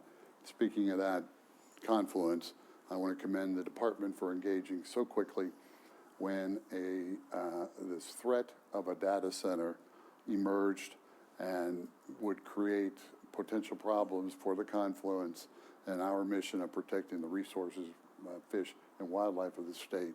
And within 48 hours, we had weighed in, and ultimately that led to a moratorium, which will be brought into focus down the road as they cope with where they build these data centers. It is not a statement against development, but it is a statement that you cannot build a piece of development that would threaten a sacred area like the confluence, where Lewis and Clark got their start, 800 feet into the confluence from where a duck flies. So hats off to the team there. And Jordan, I hope he's here, but he wrote a fabulous letter. And thank you. Thank you, Commissioner Wagner. Safe travels. Okay, commissioners, any other new business? Hearing none, I consider us adjourned. Thank you. Thank you.